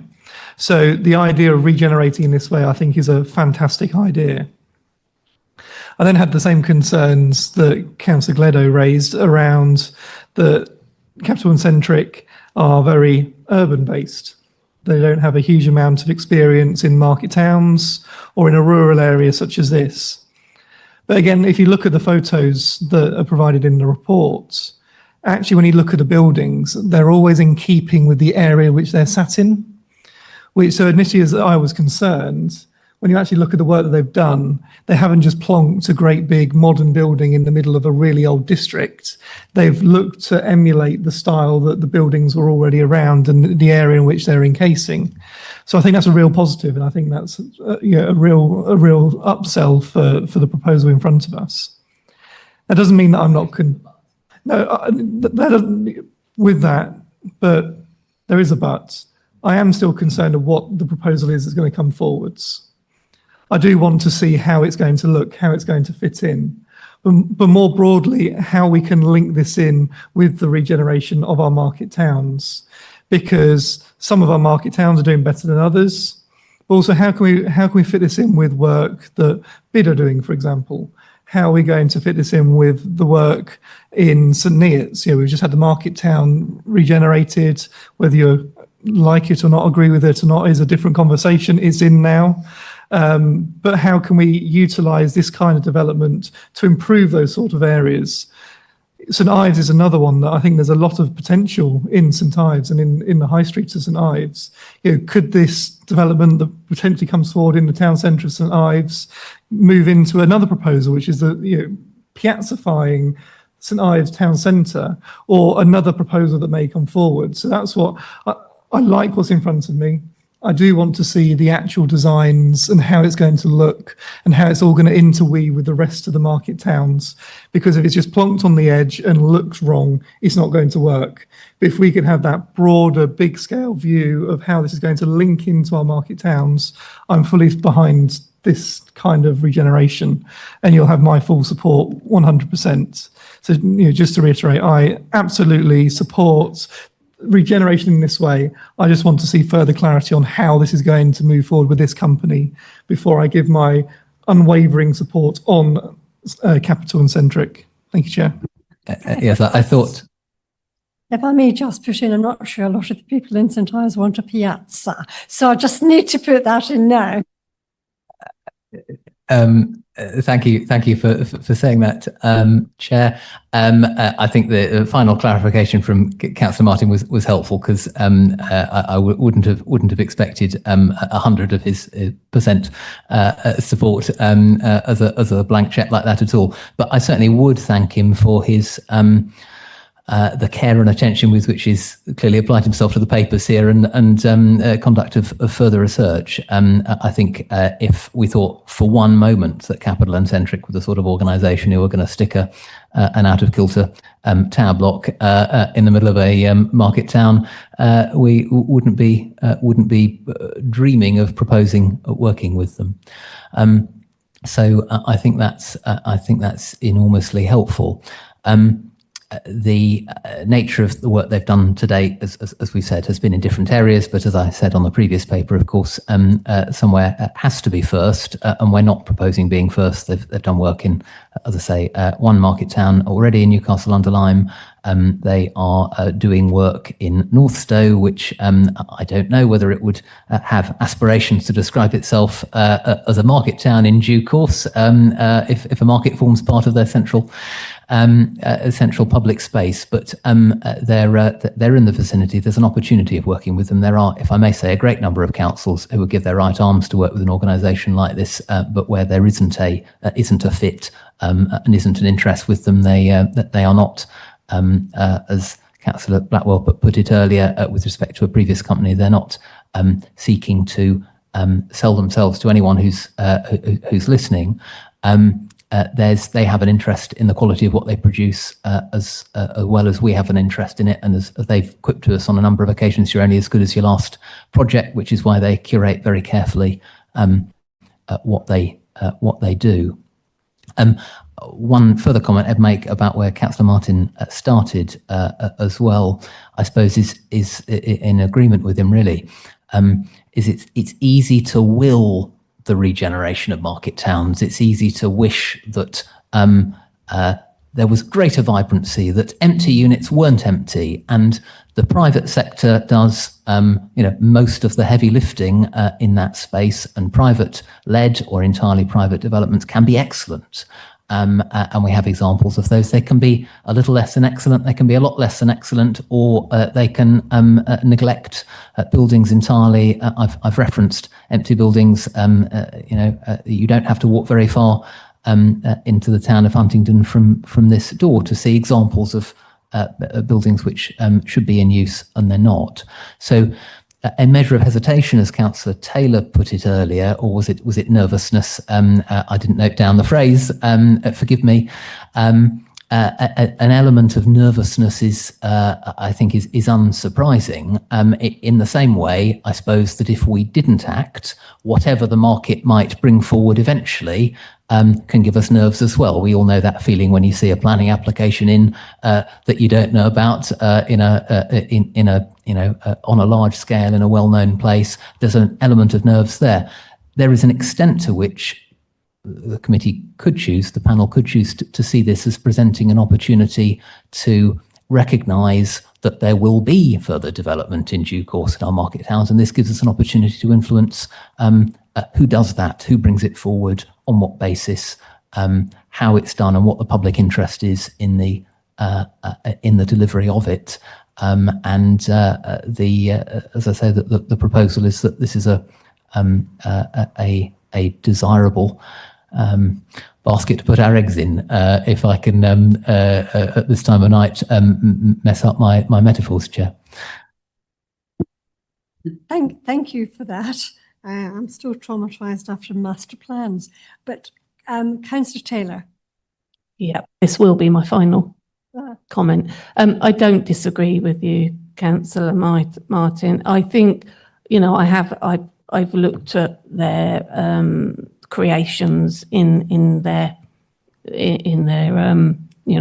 Manchester, etc., Stoke, and they are inspiring. I think, yes, my nervousness is, and as you said, Councillor Martin, that business plan,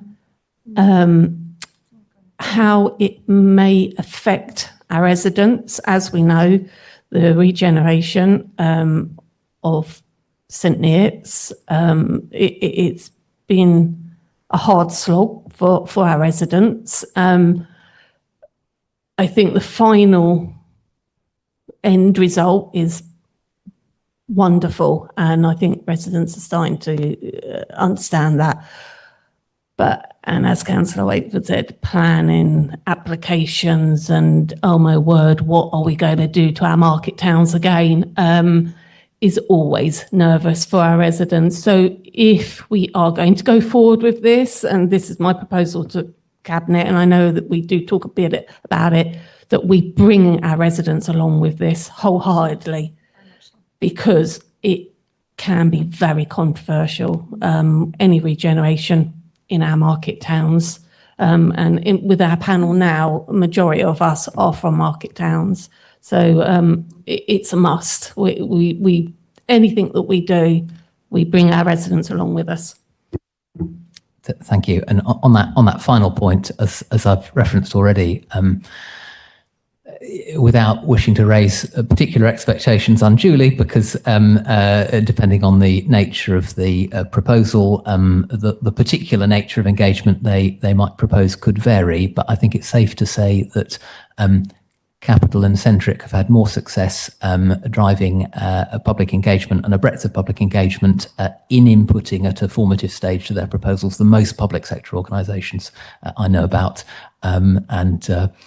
some of my favourite organisations are in the public sector, but they have a track record in that space. Because as we've said, there's a measure of Councillor Taylor referenced planning. Of course, you know, many of us around this table either do or have previously sat on the planning committee here. When you're making planning decisions as a council, you're not making a value judgment about whether something is good, about whether something is the optimum proposal for an area. You're making a decision about whether it meets the legal requirement, whether it's compatible with local plans. And very often, proposals are brought forward that councillors, let alone local members, are disappointed in and feel don't make best use of an opportunity, but that's not a sufficient consideration to decline it. So there is always the option of allowing the private sector, as I referenced in my previous answer to Councillor Martin, to come forward with whatever they will do to our market towns. Our threshold that we would aim for in working with Capital and Centric is, if I can say, substantially higher than merely meeting legal requirements. What we're looking to identify are proposals that can command substantial public support, and that will be, may be challenging depending on the scale of ideas that come forward, but the level of public engagement would need to match that.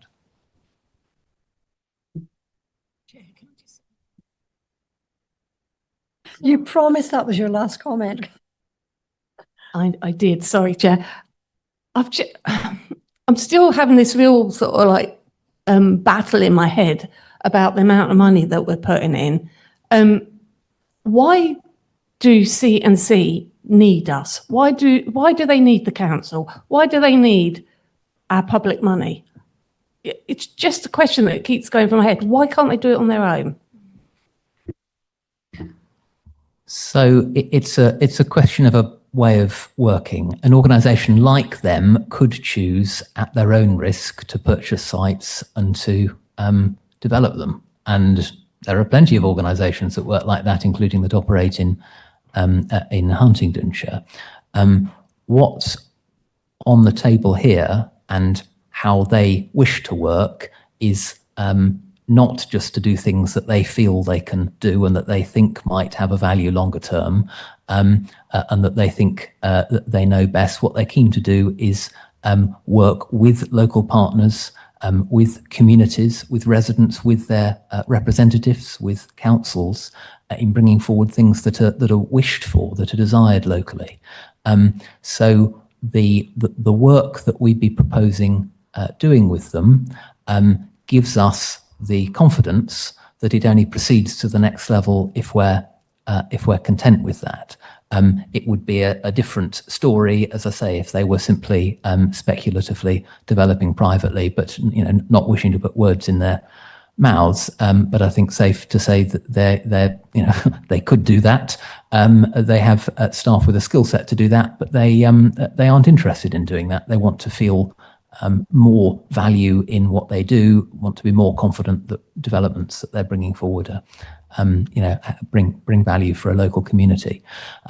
So we would be asking them, they've clearly done a significant amount of exploratory work at risk themselves, but what we'd be asking them to do is work with us in a collaboration to bring forward proposals, then to, as I say, not proceed with those further until we got various green lights, and they are significantly socially minded, but they are not a charity, if I can put it like that, and they're not a charity that wishes to spend money without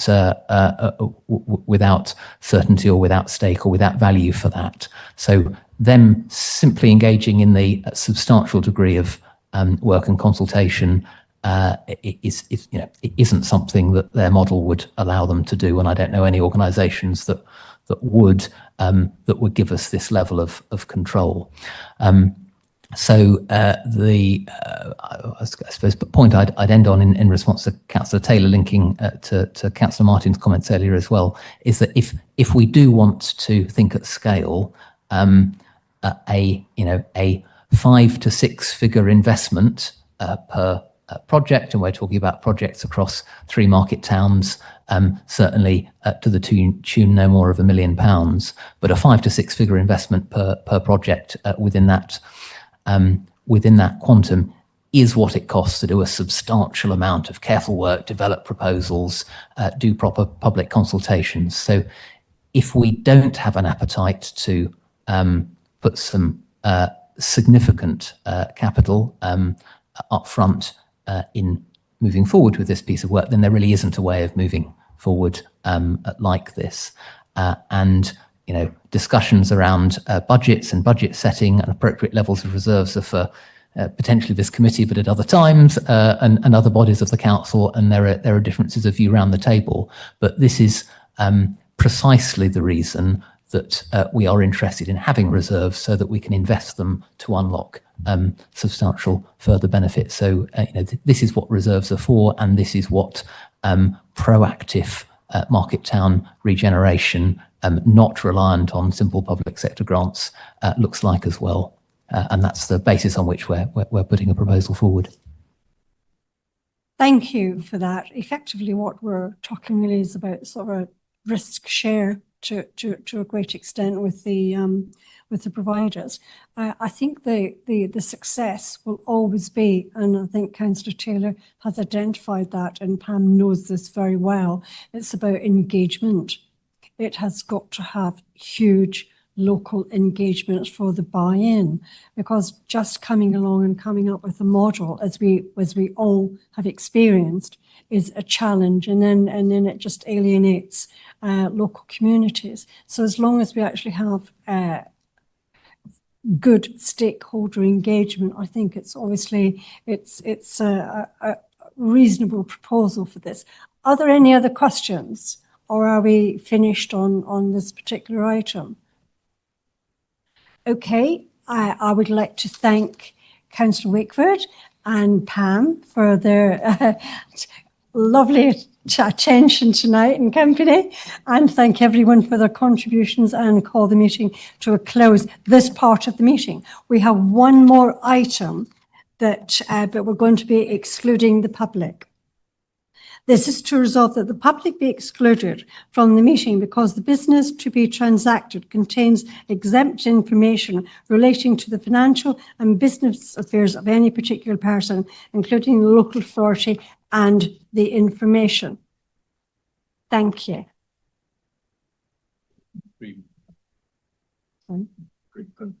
And to agree the process.